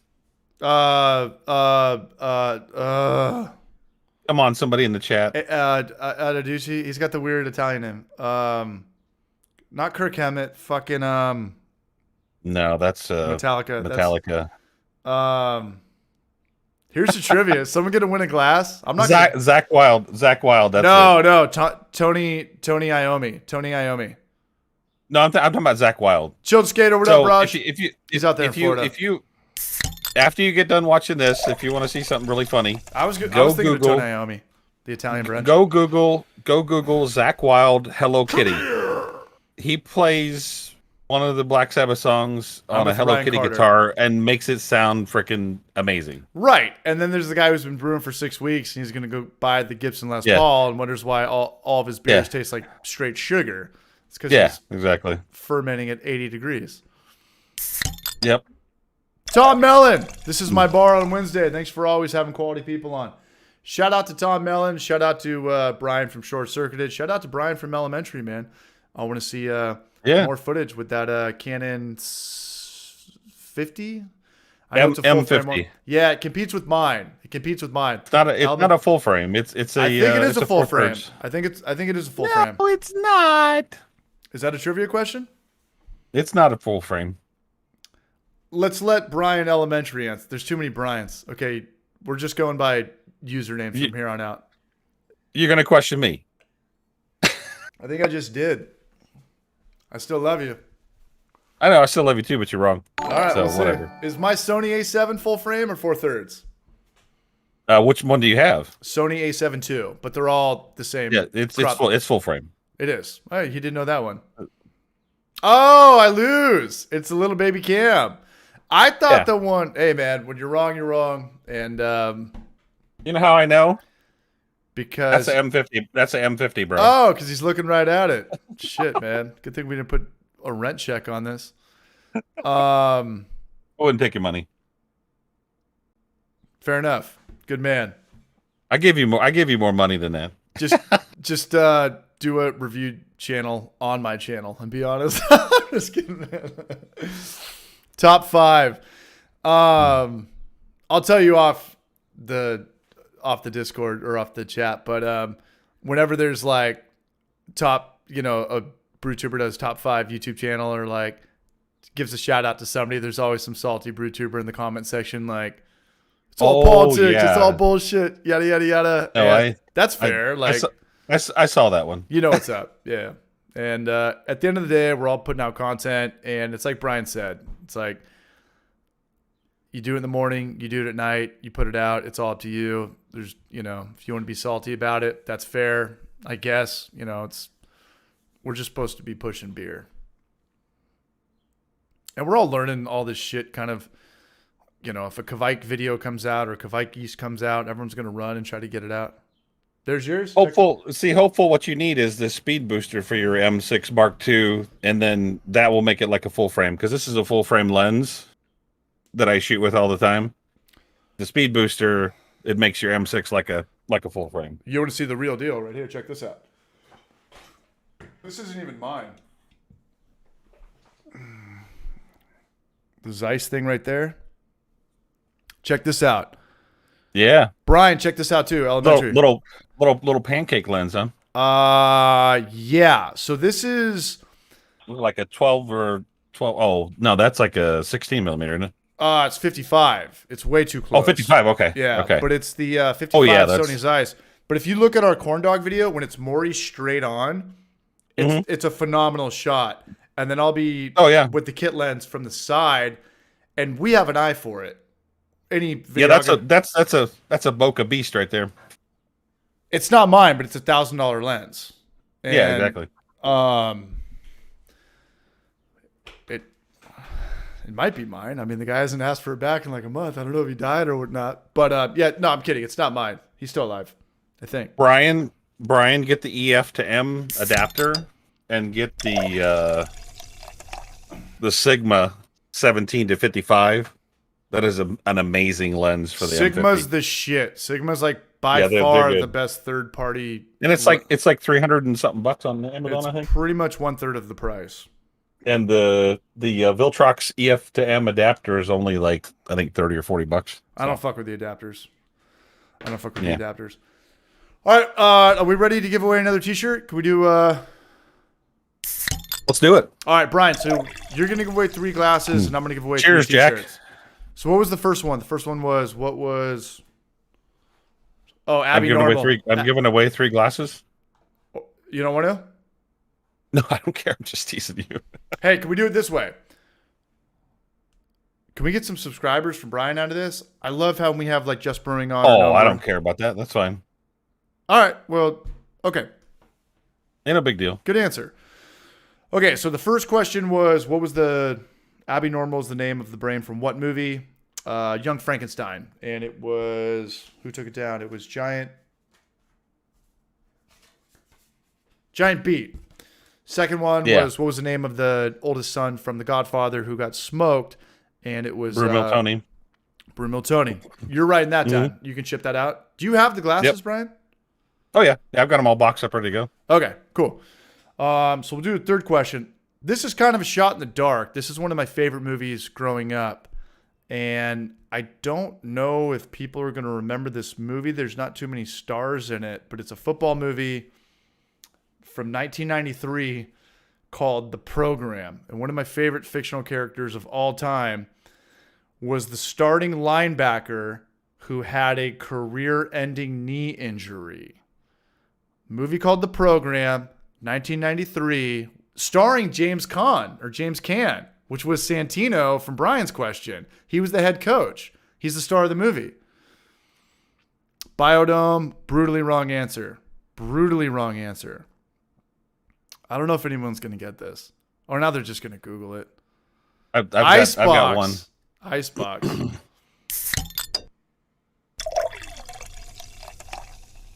I don't know. Latimer is close. Giant Beat is super close. No, Latimer's the white guy. Latimer's the guy from he played Leatherface in Texas Chainsaw. Latimer is a great answer, but you're wrong. Pauly Shore. Back off, war child, seriously. Nope. All right, you guys got to hit the Google button. Alvin Mack. Yes. Shout out to Hopeful Brewing, man. Shout out to YouTube Alvin Mack right now. It's some of the funniest shit ever. Google the film scene where James Caan's like, what's your assignment on this? He's like, kill the quarterback's girlfriend. Okay, what's your assignment on this? Kill the tight end. Okay, what's your assignment on this? Kill all you motherfuckers. It is a great movie. Shout out to Hopeful Brewing. You took it down. Hopeful Brewing. Okay. I got the next one. You gotta. I've had time to think about it. Yeah. Okay. Alvin Mac IPA. Alvin Mac IPA. Abby Normal and All Alvin right. Mac. Are you ready? All right, Do you cool. want to text me first or? No, I'm good. Nancy Kerrigan. Close. It was Tanya Harding. Lattimore was on the juice. He was on all the juice. Yeah. Hopeville Brewing. Shout out to you, Braj. Did you really know that, or did you Google that? It's on Amazon Prime too. It's a great football movie. All right. I had a friend growing up named Al Mac too. Right on, man. Thanks, Dan. I want to try out some Omega Strapping. Shout out to Hopeville, man. We are going to do that collab now. Garrett Shuck. Bry 97 is a good West Coast IPA. There's so many yeast out right now. Yeast is like... Yeah, oh yeah. It's like grain. Every like variation is like a new, completely branded new thing. Yep, exactly. All right, Brian, you ready for your next question? I am. All right, this is glass number All 2 from Short Circuited. All right. Come on down! The greatest trick the devil ever pulled. Oh, man. was- I know the answer, Well- but okay. What the greatest trick the devil ever pulled was convincing people he didn't exist. What movie and who said it? God, I want to answer this. I could have spiked this so fast. I know. I think that I have like a 10-second. CH, want to collab on trolling? Yes. Ron Jeremy. No. Close. All right, Ryan. No, there. You have to do. It's a 2-part question. It's that easy. It's not Al Pacino. Yeah. Nope. Oh my God. Yeah. Nope. There you go. Well, yeah, I would have said Kevin Spacey, but Kaiser Sose is the same guy. Yeah. Yes. Yeah. All right, Brumel Tony wins again, man. Come on down! I would have said Kevin Spacey, and again, they're 10 seconds behind us. So. I would have taken either one. Okay, so Tony gets 2 glasses, unless Tony wants to pass one of the glasses on. I say you do another one. Tony doesn't need 2 glasses. I don't have 2 glasses.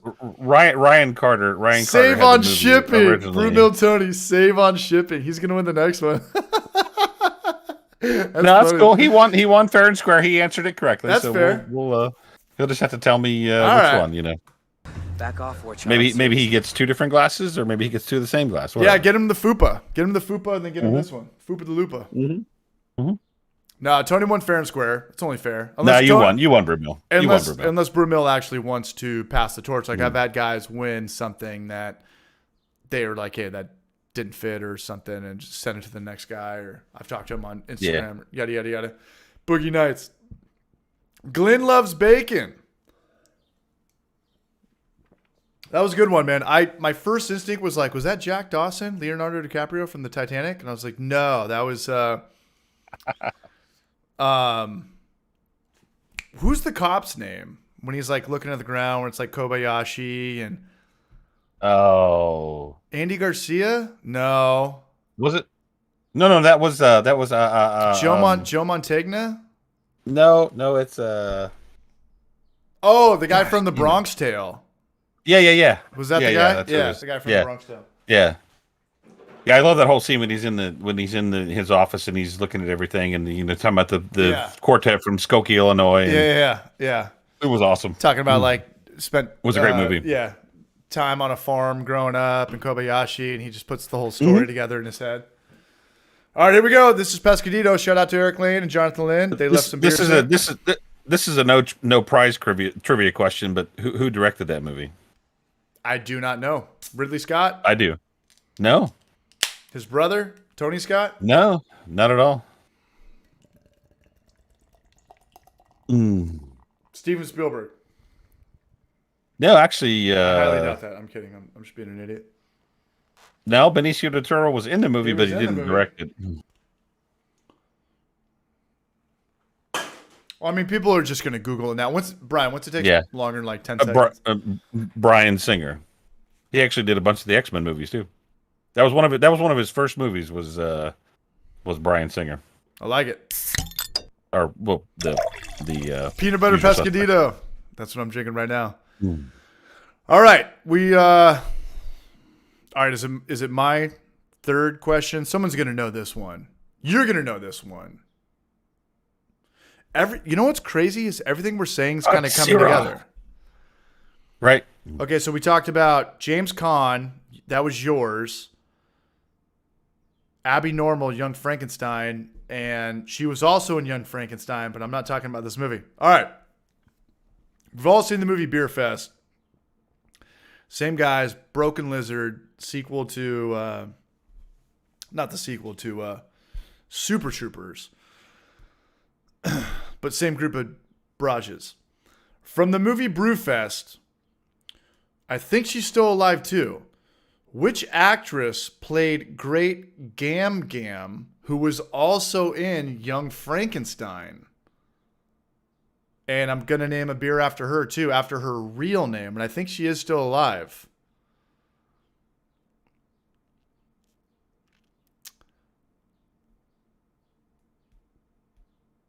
Yes. Close. Tara Reid. Yep. Jonathan Hines, I'll take that. It was Cloris Leachman. I will definitely take that. Come on down, baby. Oh yeah, star of multiple supporting cast in multiple Young Sharknadoes. Frankenstein. Right? Yeah. Jonathan Hines. Betty White was a good one. Betty White was a good guess. Jonathan Hines. All right, you got Lingus Rice. I've got Giant Beat, Hopeful Brewing, and Jonathan Hines. Judges say yes. Cloris Leachman. Is she still alive? Florid Leachman. No, that doesn't work. Jonathan Hines. All right. I hope all of you guys live in America. I really do, because it's going to get ugly. Oh, he says he's in Canada, so you have to go with the runner-up. Oh, he is? All right, who's the next one? Ryan Carter? Did he say he was in Canada? Hey, Yeah, he did. Shout out to Jonathan Hines, man. Thank you for the great For the trivia. notification. Yeah, great knowledge. But that's going to go to, I guess, Ryan Carter. What's up, Ryan Carter? Good looking out, Jonathan. Thank you. I appreciate that. I owe you a beer one day in real life. I do. All right. I just filled up a beer. We're still at 60 people watching. And, Awesome. Died in January. Shout out to James Marshall. Great part in Beer Fest. Yeah. Gam Gam. They didn't know like their grandma was a whore and she like repped being a whore. And it was just good comedy, man. It was just really good comedy. I don't even know if you can make that movie anymore. You can't make any movie anymore. But life goes on. She died this year in Encinitas. Heavy. I grew up in Encinitas. And she was in Young Frankenstein. I don't know if you remember that. Remember, who was the smoking hot girl in Young Frankenstein? Brian? I don't know. It wasn't while. her. She was still probably like late 50s in Young Frankenstein. I mean, when did that come out? Probably like the mid 70s? Yeah, maybe. I gotta look this one up. Frankenstein? 74. Yeah. Yeah, that was a while back. HB Dale, Gam Gam was a hussy. Yes, she was. Terry Garr. All right, Brian, we got one more for you. 3 t-shirts, 3 All right. glasses. Do you have anything? All right, Do you want to run something by me? Anybody I'm got any beer thinking. questions? I'm In the thinking. meantime, I know about hacks. I know about having to save money. Brian knows about probably everything. But if you're not sure, just throw it in the chat. Someone's going to answer. Right. I'm always better with a little bit of sausage. Holy shit. Oh, Is that a C note from T-Man? Ever you get your 10-gallon brew in a bag? Whoa, that's an NBC. Whoa, T-Man. Come on down. Wow. That is what dreams are made Yeah. of. no doubt. Shout out to T-Man. Let's NBC. Kicked in on the rent this month. Yeah. T-Man, look alive, man. This one's for you, Braj. Shout out to all of us. The stream is back, and it is more back than ever. And I'm going to NBC this. This is the Pescadito, peanut butter Pescadito from Eric Lane, man. Big shout out to T-Man. Let's chug some beer. Damn. That's the third one I've got, man. Yeah, I'll have All to right. get one. I think we need to drink a couple more beers, man. Yeah, I think that calls for a MBC. Let me. I'll have to go get one. That definitely calls for an NBC. Thank you, T Hang man. on. Much love. Thanks to everybody who's here right now, man. It's back. The stream is back. It's all back. You guys make it. I've always said 25% of it's me, 25% is the guest. The heart, 50% of it is the chat. There's always something to talk about. People are like, how do you do this chat? Like, how do you like talk for 3 hours? I'm like, there's a chat. Like, it's virtual talk. Like, it keeps it going. Like, it's easy. We drink beer and answer questions. How do you go to a bar and talk for 3 hours with your buddies? You just do, because there's a back and forth, you know? T-Man. Holy shit. All right, here we go. Time to barf on my keyboard.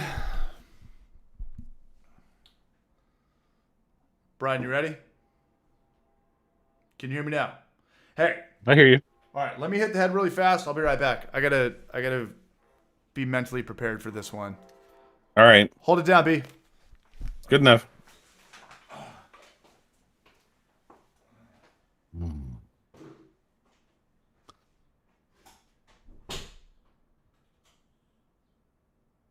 Yeah, nice one there, T-Man. That's the gift that keeps on giving for sure.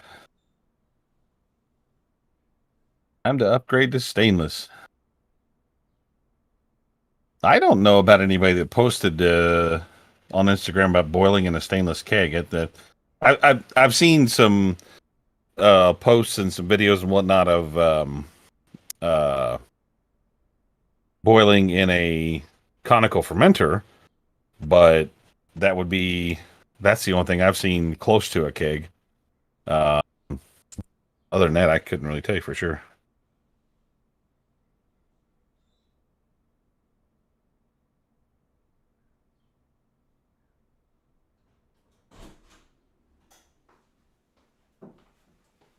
All right. This one's for T-Man. All right. T-Man. Is T-Man still here? I think so. That's the third one I've got. It kind of weirded me out at first from Just Brewing. So he gave me the first C note. And then Joseph Hyde gave me one. And now T-Man's giving me one. And I feel good. I feel comfortable getting that. And thank you, man.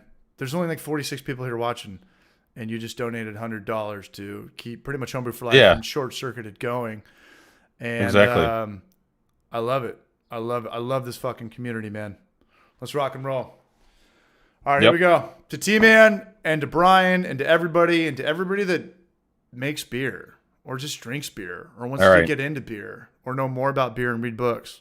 Here we go. Short Circuited. He's got the link in the bio. Get a glass. Here we go. Mandatory beer chat. Say it. M. No. B. Just say it! C. Mandatory beer chat!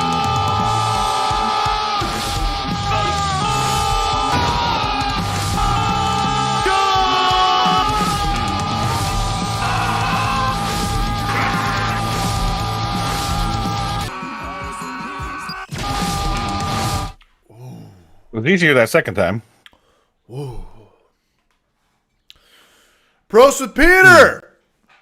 Whoa. All right. We're still alive, Peter. Prost with Peter. Brian, you follow Prost? He's got a great channel. Yeah, I think so. He's a commercial brewer. He's a good dude, man. He's a really good dude.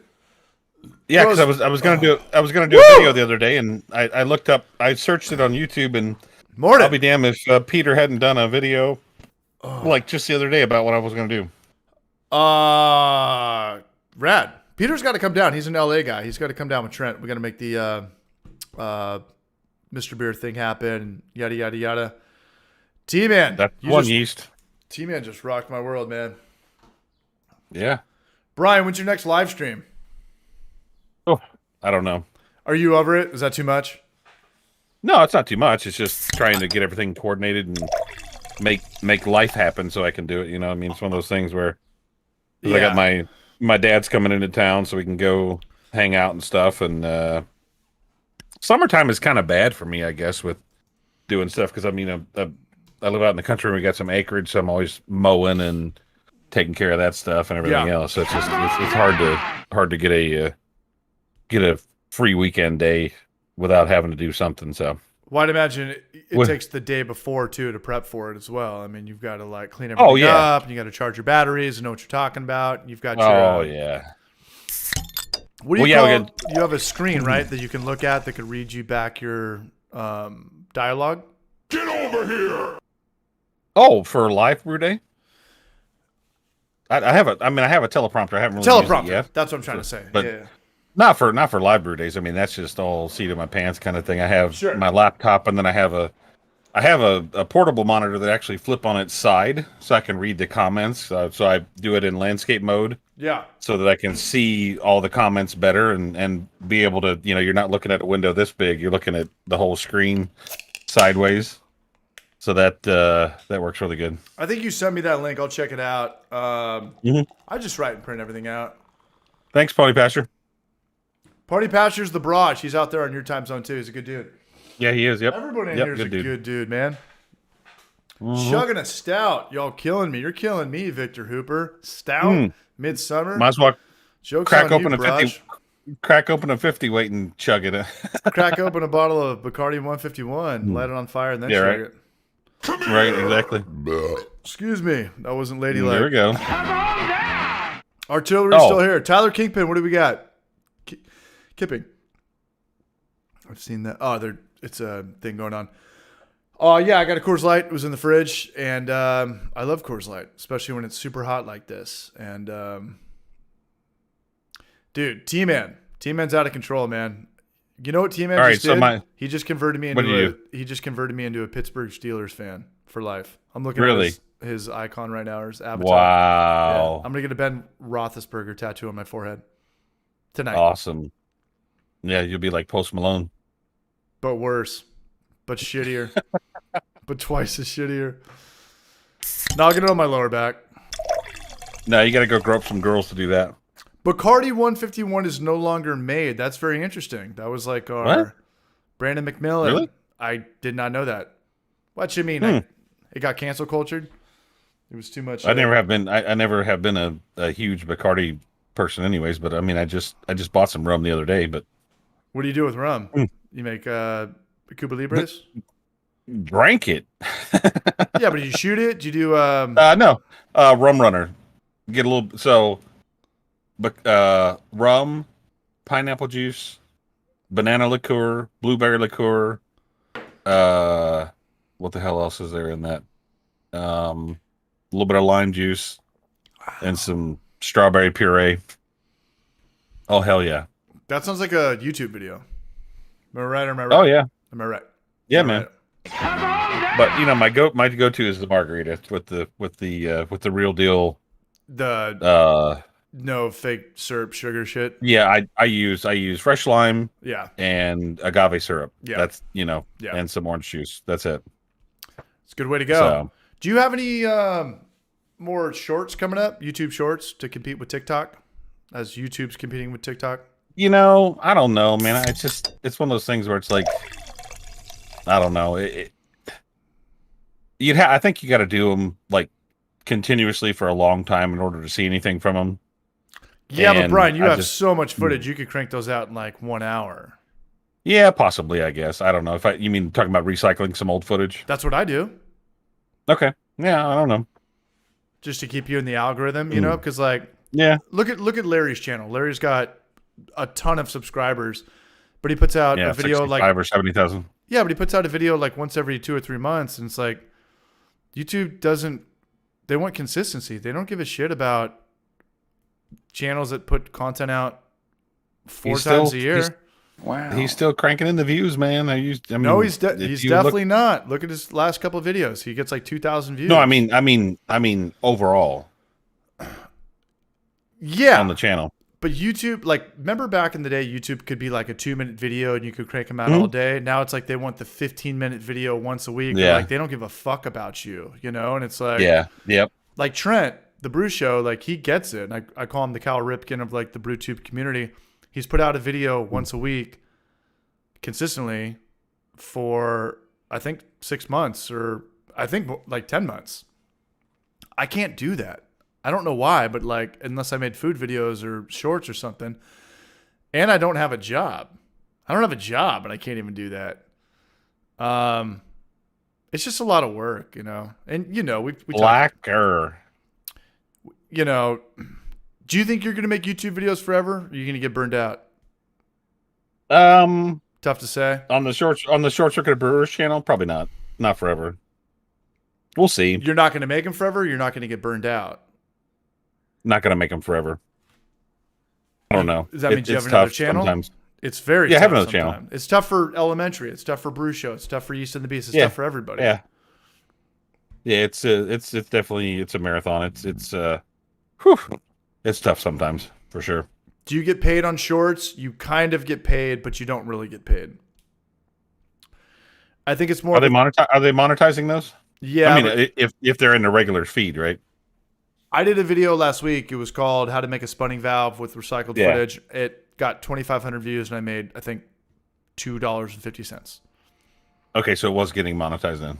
It was getting monetized, but it's not. It's more of an algorithm thing. It's more of like, they're not going to forget about your channel if you do that. It's a funnel to bring people into. It's a funnel to bring people in, but they don't really care about anything except money. It's a way for them really just to compete with TikTok. Yeah, exactly. That's what it comes down to.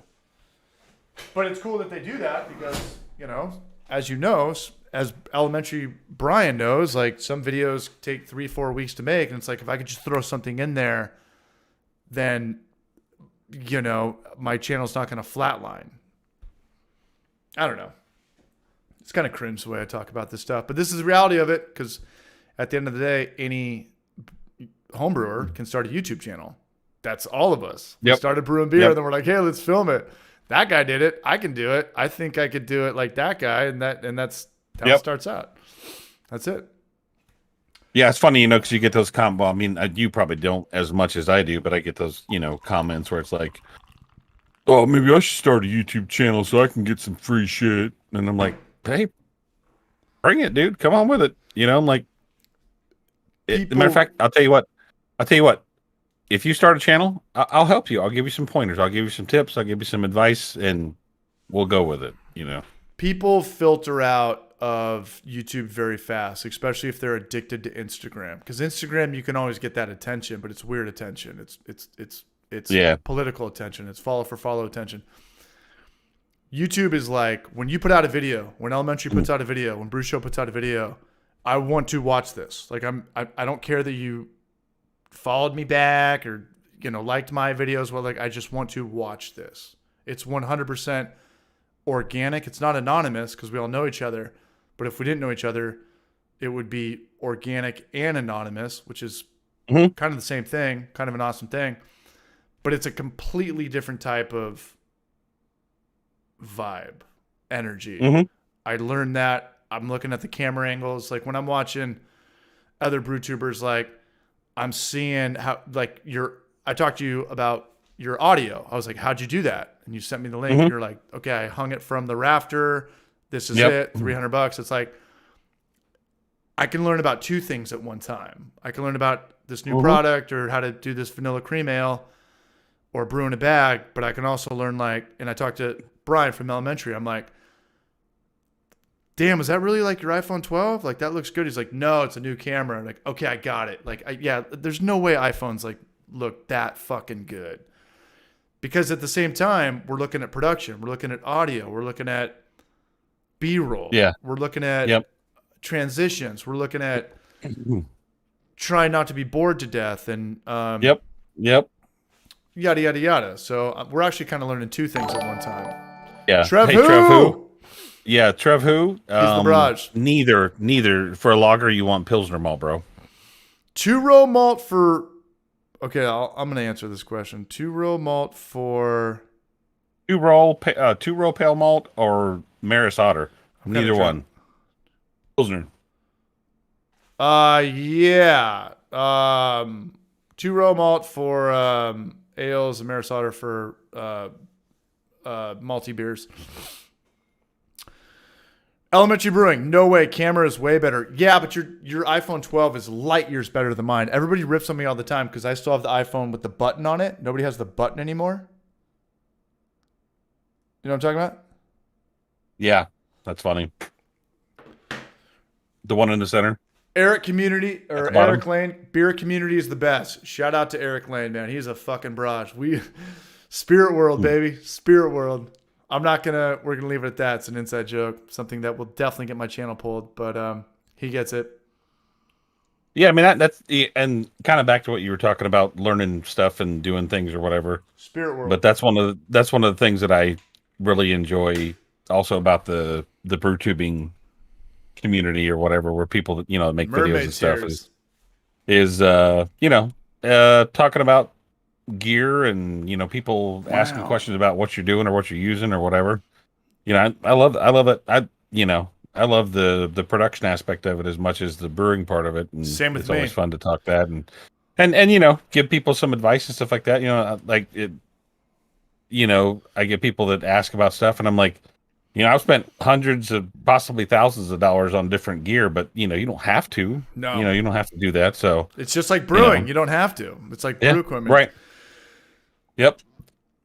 And There's a guy in the barbecue space on YouTube, Harry Sue, I think it is. He's a Chinese guy. Completely just uses his phone for every single video. Guy's got like a couple 100,000 subscribers and puts out awesome videos and stuff. Does not have a camera with an interchangeable lens or anything. Everything he shoots is just on his phone. And like could a you tell the Samsung difference? or iPhone or whatever. Does it matter? Do you know if it's a? Does it matter if If you don't HD, have, 4K? he doesn't have the blurry. He doesn't have the blurry background all the time with the Right. bokeh and all that stuff. But it's about making barbecue, and it's the hardest thing to get across to people a lot of times. And I fell into this trap too. Was it's not about the gear. The gear doesn't make you better. It's the actual video, the content of the video. It's the story you're what are trying you to tell. doing? The story, whatever it is, that is the thing. Right. You need to have decent video and you need to have decent audio so people don't, hear every other thing. Audio is everything that's, way bigger than video. Audio is everything. for me, if I'm watching a video and the video is a little bit, blurry, blotchy, but the audio is on point, I'll keep watching. Right. But if the audio sounds like shit, you're out.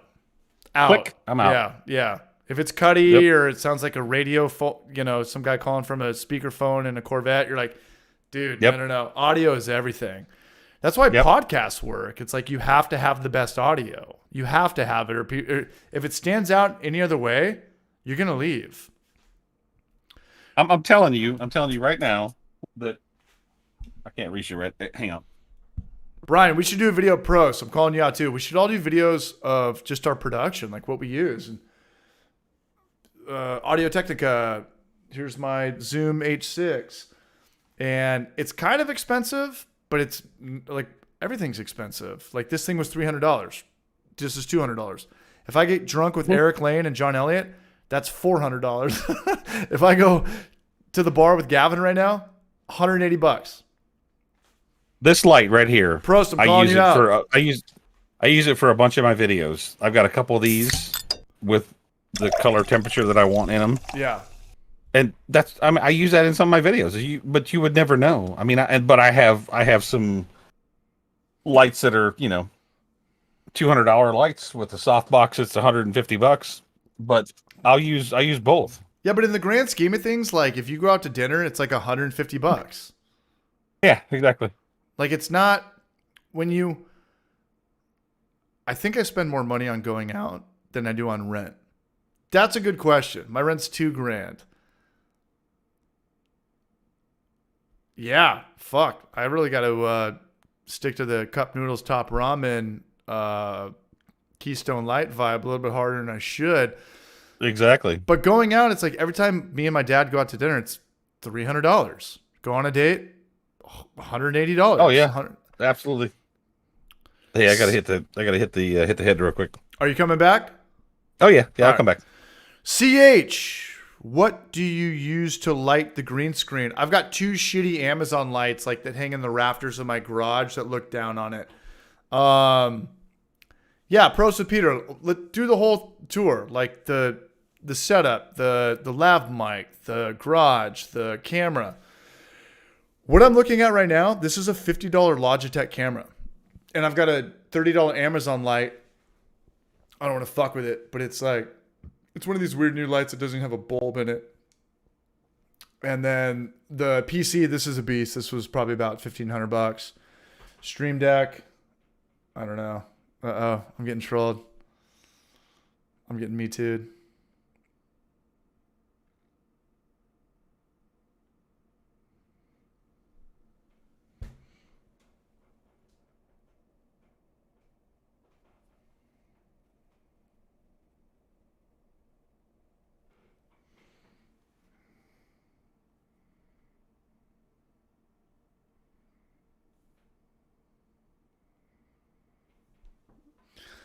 I don't know if she's watching. Today we're going to drink from the tap. Today we're going to overdose on soft serve ice cream.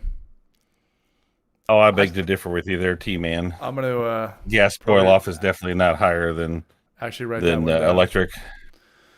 Brian, I'm calling you out. I'm calling Prost out. I think this is a great video. I think people are very interested in like audio What's video. that? Just how do you film? What's your go-to camera, even though you just brought it up? Actually make a good video about it. David Heath, like your voiceover, your microphone. Is it a Blue Yeti? Is it XLR? Is it micro USB? Is it a laptop? Is it a... People come into my room and it looks normal to me, but like they think this is like the Bat Cave. I could tell you David Heath uses a GH5 for most of his stuff and a Panasonic. Yeah, I think it's a GH5. And then he's got a couple different lenses that he uses, but you know he doesn't do any talking head type stuff. So it's mainly just no. So. And I want to give him a shout out, and he loses his shit. Like I'm like, hey, can I use this? He's like, no. I'm like, dude, there's footage of you teaching a class in like Norway, and it's a great video. He's like, no, CH, you went too far. Like you got to just like throw in like this and that. I'm like, you are Kaiser Soze of the Brew right? TV Exactly. community. Nobody knows like what country you're in, if this is really you, like what the fuck's going on with you, man?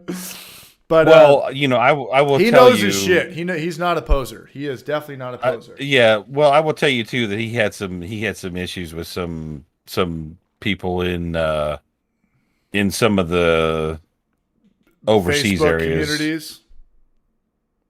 I mean, I'm talking about.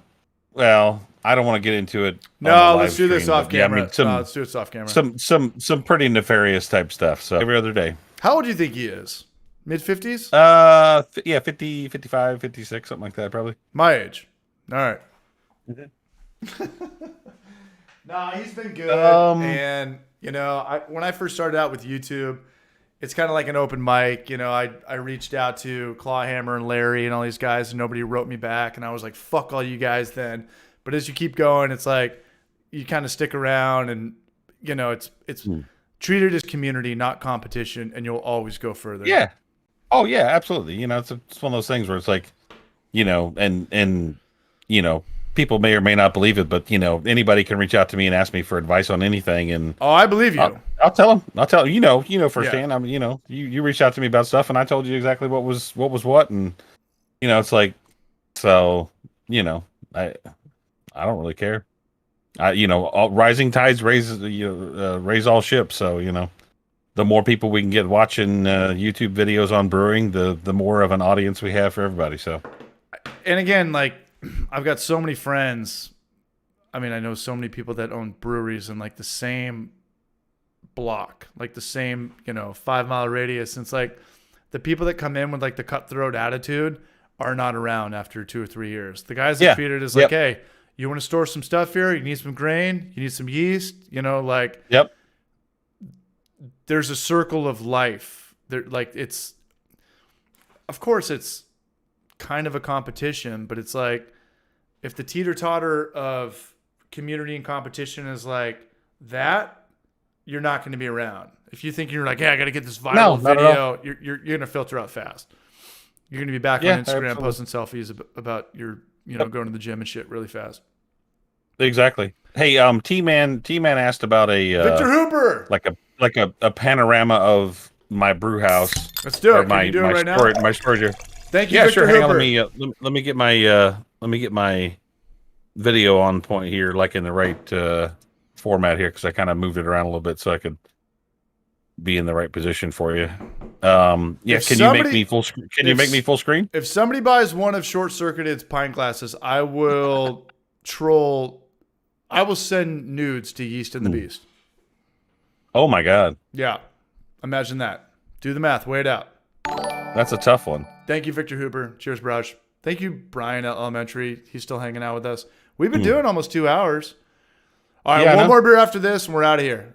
I know it's All right. 4 a.m. Can you make your me? time. Can you make me full screen? Can I? Yeah. What are you talking about? Oh, yeah. Okay, I'm here saying we go. that T-Man wanted to see. Yeah, here we go. see Okay, here we what's go. going on here? I've got to. I got you. I know how to produce this shit. Check All it right. out. All right. Does that work? Can you hear me? Yeah, I can hear you. All right, I'm going to use the restroom, and I'm going to go smoke some meth. I'll be right back. Yeah, there's the grain storage over there. A couple more fermenters, bag of grain. Yeah, this is just my storage area. There's the G4, the Blickman glycol chiller, several fermenters, and the Anvil 6.5 gallon brewing system. Brewzilla and a These guys doing a 15-gallon mash On my tun. channel So right now. yeah, Look at this. but yeah, I think Brian, that you're on Snapchat. probably. All right, cool, no problem. So yeah, there, and then I got the grain storage down there, and then I've got another one over there. See if I can get my finger in the video. There's another grain storage bin over there. So yeah, this is the storage area in my brew house, and that's my cheese fridge there. Right there. It's my cheese fridge. I make cheese, so that's my fridge there. Oh, now you're looking at the cabinet there.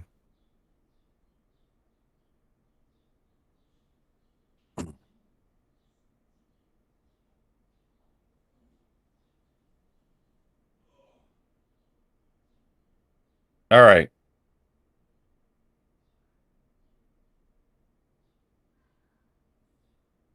Uh,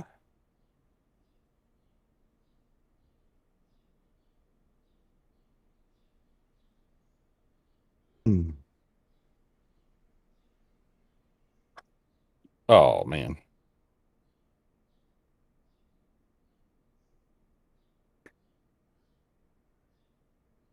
Beer foul. Knocked over a glass of beer. Today we're gonna raid Brian's cheese fridge. Right?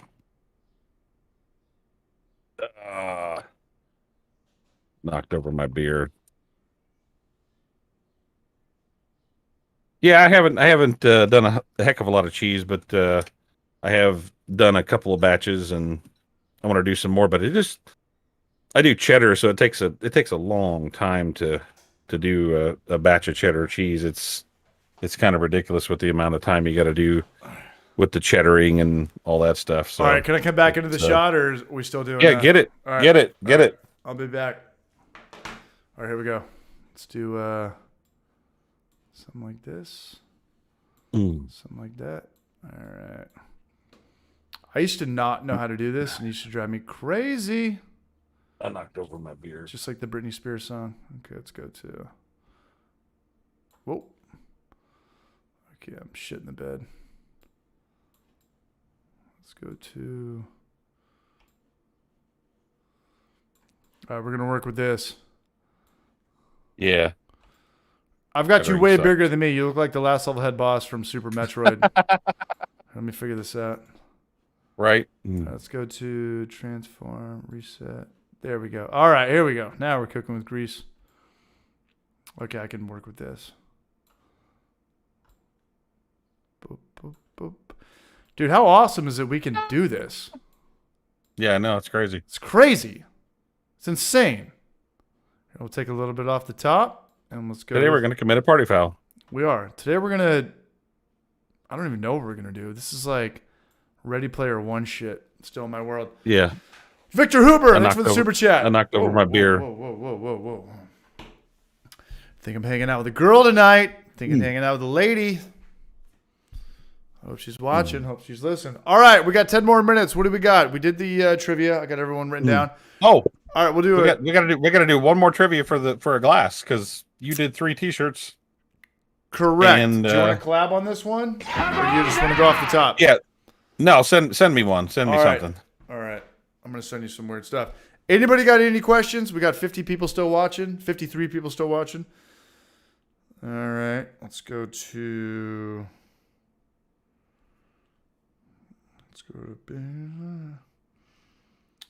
All right. How about this?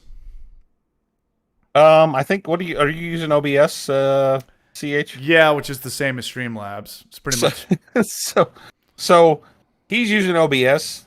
I'm using OBS. OBS has a virtual camera. And so I'm using OBS and sending my OBS signal to his. If that makes any sense. Yeah, but you still do the Skype thing, right? The plugin?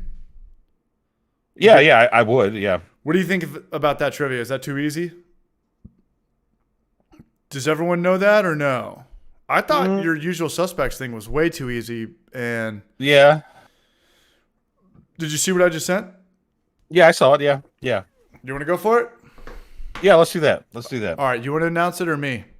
It's your. I'll do it. Okay, here we go. All right, this is Brian's all right, so third glass. Getting shipped out tonight. Okay. Who directed the movie Jaws? Who directed the movie Jaws? 1975. It's gonna come in fast. The OGs out there. This just lets me know that Brew Show is not watching because this is his hero. Animated. Oh, it's going to Canada. It's going to Canada. Are you shipping to Canada? I'll ship to him. You're going to ship to Canada? All right, it's Animated Homebrew. I'll do it. Shout out to Animated Homebrew, man. You guys knew this one, and you guys didn't know the Kaiser Soze, Kevin Spacey, Usual Suspects one? That's out of control. All right, I'll do one more. Right? I'm going to do one more. I'm going to do it off the fly. Hey, Alex Daniels. What's up, Alex Daniels? Another question. Dude, everyone's got Spielberg. Literally everybody. I mean, they're kind of Joe Alves. I don't know what that means. Sounds like it's like a soccer player. It's raining Spielberg. Yeah. I'll do one more, and then we'll do a quick little 10-minute round robin for quick questions. Okay. But Brian, just confirm you will ship that to Canada? Yeah, I'll ship it over there. All right. It's going to cost you about $15, $20 in shipping, but live your life. He won. Whatever. Yeah, it's Canada. I got a day job, unlike some people. let me look. Yeah. Let me know if you guys are hiring. All right, let me look around. I mean, it's got to be pop culture. I mean, what's John Palmer's last name? I'm just kidding. That doesn't work. Wow. I don't know. Can we take a question? Anybody got a homebrew question for Brian while I think this one through? Oh, I think I got one. Hit me.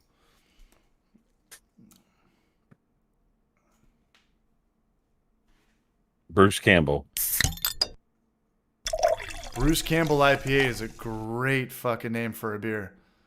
Yeah. What was the name of the old lady from Goonies? That was I think it was Large Marge. That was the Fratelli sister. It was a Fratelli sister. That was Brewmill Tony, help me out. Wow. When's the next Bragio cart? Maybe tomorrow night. Bruce Campbell is the goddamn man. Yeah, no doubt. All right, here we go. Let's go to Army of Darkness. Join us. It can't be subjective. I can't say what's the greatest band of all time. Right. Even though I know what the greatest band of all time is. It's Devo. I'm just kidding. It's NXS. No, I'm just kidding. Exactly. It's got to be a 90s reference. It's Ace of Base, right? Yeah, that band's got me through some very difficult times. I always use Super Nintendo videos and all the Homebrew for Life or Sega. Mostly Super Nintendo, though. Elliot Tucker, you. All right, need here we to go. make I got sure a your question. pH is on point. I gotta. All right, here we go. Again, it's large and extra large. Yada yada yada. Hanson. Mbop. Yeah, I have that tattoo. It's right here. If you see my little, the video game Metroid series, Metroid is ripped off from pretty much Alien. It's everything about it. It's a, what do you call it? A woman hero. What's the protagonist? Heroine. What's it called? Heroine? Like Tomb Raider? What would you call that, Yeah. Brian? Heroine? Glenn already won. I didn't even say the fucking heroine. Yeah, I was gonna say, what was the star of the heroine's name? Like they based it after Sigourney Weaver from Alien and Alien 2, and it was Samus Aran. And Glenn already won. All right, I'll do one more, and I won't think out loud. Mega Man, dead wrong. Close, but not so much. Glenn, hit me up. We'll do that again. All right. I got a trivia question. Here's a real one. All right. Ninja Turtles, Shredder's right-hand man were a warthog and a rhino. What were their names? Come on down!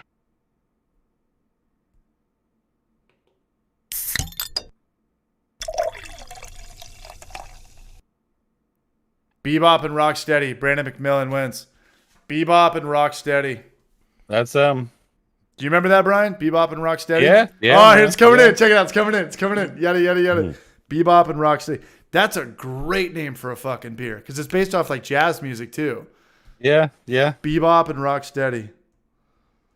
Bebop and Rocksteady. That is such a good name. Oh, And the label yeah. would be them. The label would be them. Bebop and Rocksteady Rye. So you Bebop gotta do like and a rye Rocksteady pale ale. rye.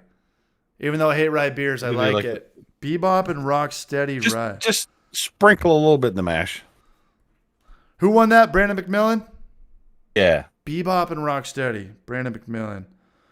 All right, I'll ship these out tomorrow. And by tomorrow, I mean October. No, I'm kidding.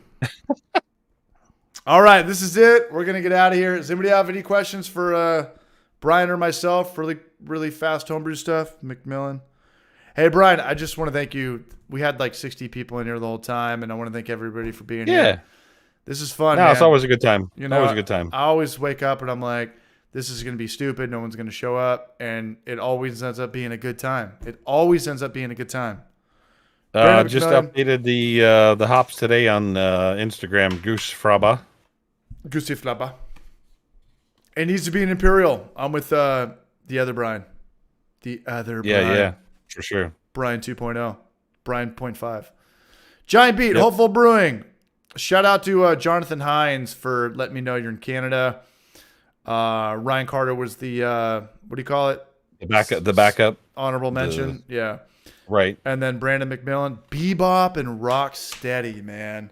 Yeah. Bebop and Rocksteady. God, that's a good name for a beer. It is. All right, 10 minutes. We got a quick little roundtable, power hour. Anybody got anything? You are huge north of the border. Is that a beer name?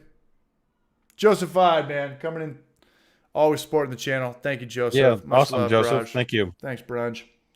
Crane. I think he's thinking of Brain. Brain, the guy, the big baby with like the brain in it. Was it Brain or Crane? More trivia? Should we do one more? Sure, why not? What's the name of the big bird from Sesame Street? Oh, Big Bird. All right, one more. Again, it's large and extra large. I've got the t-shirts over here. Brian, do you want to give away one more? Crane. It was Crane. Thank you, Joseph. Cheers, Braj. Thank you so much, Braj. Brian, you got one more in the tank? How do we... Is this out of the goodness of your heart? Yeah, no, I'm thinking You're of a good I'm dude. trying to think I'm trying to think of some obscure reference that, will make it a little bit harder. Well, go stick with the lead guitarist of a popular band. Don't say like Keith Richards or something, but like... Yeah, no. But your question, like what we talked about earlier about the lead singer of Black Sabbath picking up the guitar and shredding, that would have been a great trivia, and you just thought about that on the spot. Yeah, exactly. What's your favorite band of all time, and then or top three, and then throw not the lead singer in there because everyone knows the lead singer. And if you do one, I'll do one. I'll give away another T-shirt. Lead guitarist of Hanson. They're all. Are they all dudes? The 3-chord Thriller. Yeah. Iggy Pop, Stooges. Let's see here. Okay, so I got a full pint, man. kind of an obscure metal band from down under. I got my next question. I already got mine lined up. Let's see what was the name of it? You want me to go first, Brian? Down here. No, we got to go in this order. Yeah, go ahead. You want me to go first? Go ahead. So I was watching this movie on Netflix last night that I literally haven't seen in 20 years. And there's a lot of stars in it, sort of. And the one guy just struck a nerve. I think it was called, I know what it was called, 1990, a movie called Cry Baby. Who did it star? Who starred as Cry Baby? Which actor in real life? He's probably like 55, 65 now. T-Man Verdant Yeast by Lulleman. Johnny Depp, James Marshall. Yeah, it's a crazy movie. It's a All right. I got mine. Yeah, everyone knows that one. Shout out to James Marshall. That's a weird movie, man. That girl Hatchet Face with the blonde hair and like her face looks like a honey badger. It's fucking weird. James Marshall. Come on down! Name the band that sings the song "One Hand Killing." No one knows. And that. if you haven't seen, if you haven't seen it, if you haven't heard them, go listen to them. No one knows that. Come on, they gotta know it. Hey, if it goes longer than 5 seconds, it's off because that means they're just Googling it. New rule. Right, New rule. exactly. New rule.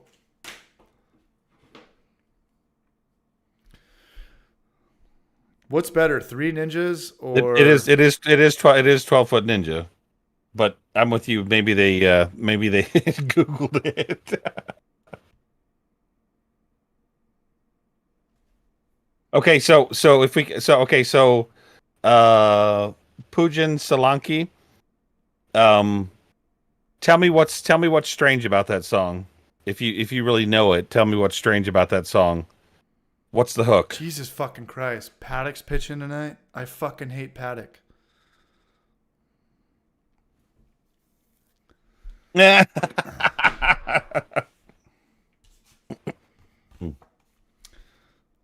Did they win? Oh, I don't know. I'm asking them. I asked them, if they really know the song, what's the what's the hook of the song that's really strange? Who starred in Titanic? I'm just kidding.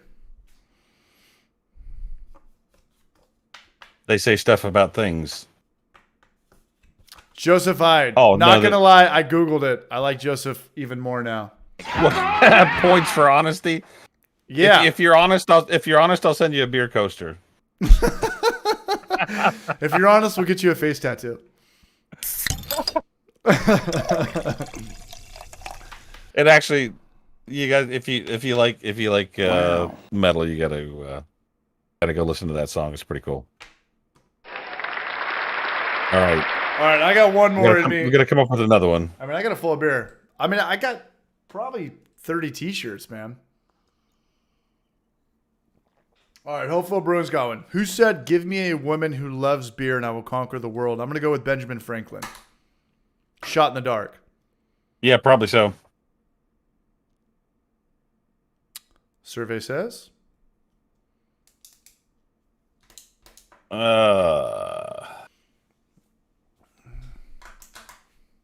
right. All right, I got one more, and then I literally have like a full of beer. Sort of. It's Coors Light. Yeah, I'm Brian's dozing off. All right, here we go. All right, last one. So from the top, I got Giant Beat, Hopeful Brewing, Ryan Carter, Bebop and Rocksteady, Brandon McMillan, James Marshall. All right, last one. Here we go. It's 11 o'clock. Let's go to...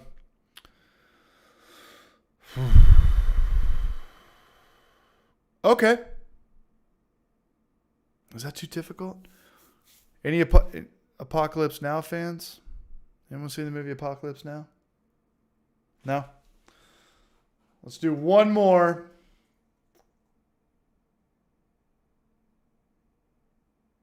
God, everyone knows that too. give me 10 seconds. I'll be right back. You got it. Just for you, Brian, I'll give you 20.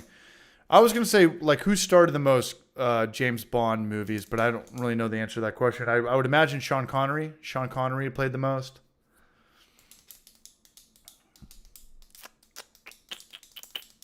There's no way it was Pierce Brosnan. There's no way it was Pierce Brosnan.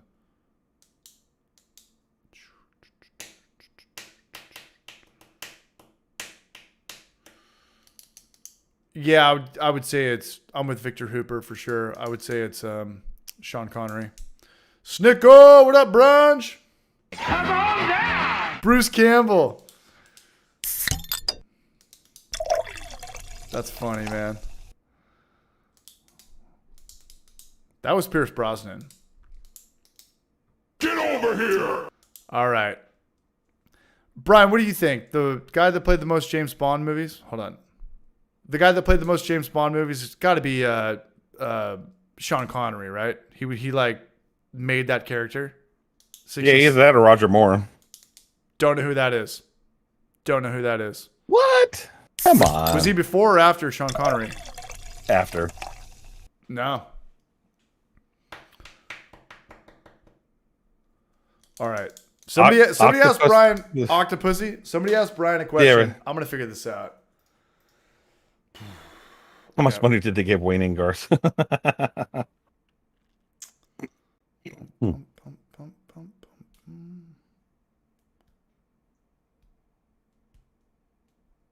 All right, here we go. Technically.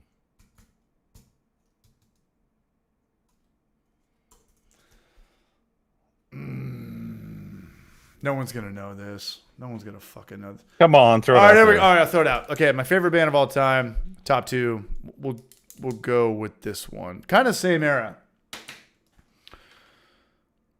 The lead singer of The Clash, and his stage name was the name that he went by. His real name, I think, was John Graham Meller, but nobody knows him as that. But it's the lead singer of The Clash.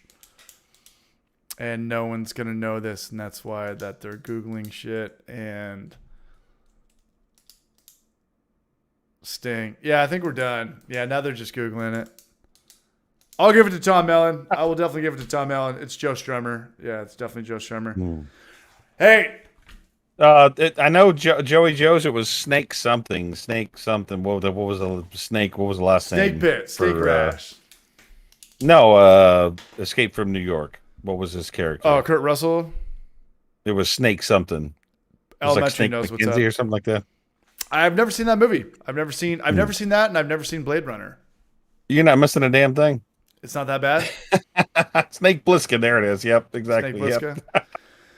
All right, we're out of here. I want to thank everybody for coming tonight. Maybe we can get Brian or Short Circuited on next week. I'm going to try to do a Wednesday and a Thursday from here on out. Super stoked that we're kind of getting back to normal. We're learning about beer. It's a virtual happy hour. I mean, that's what it is. And thanks to everybody, the super chatters, the people that are silent, the people that don't even write anything, that are just kind of, wallflowering it. You are appreciated. And Brian, thanks for your time, man. Brian, Yeah, man. Short Circuited. It's a good time.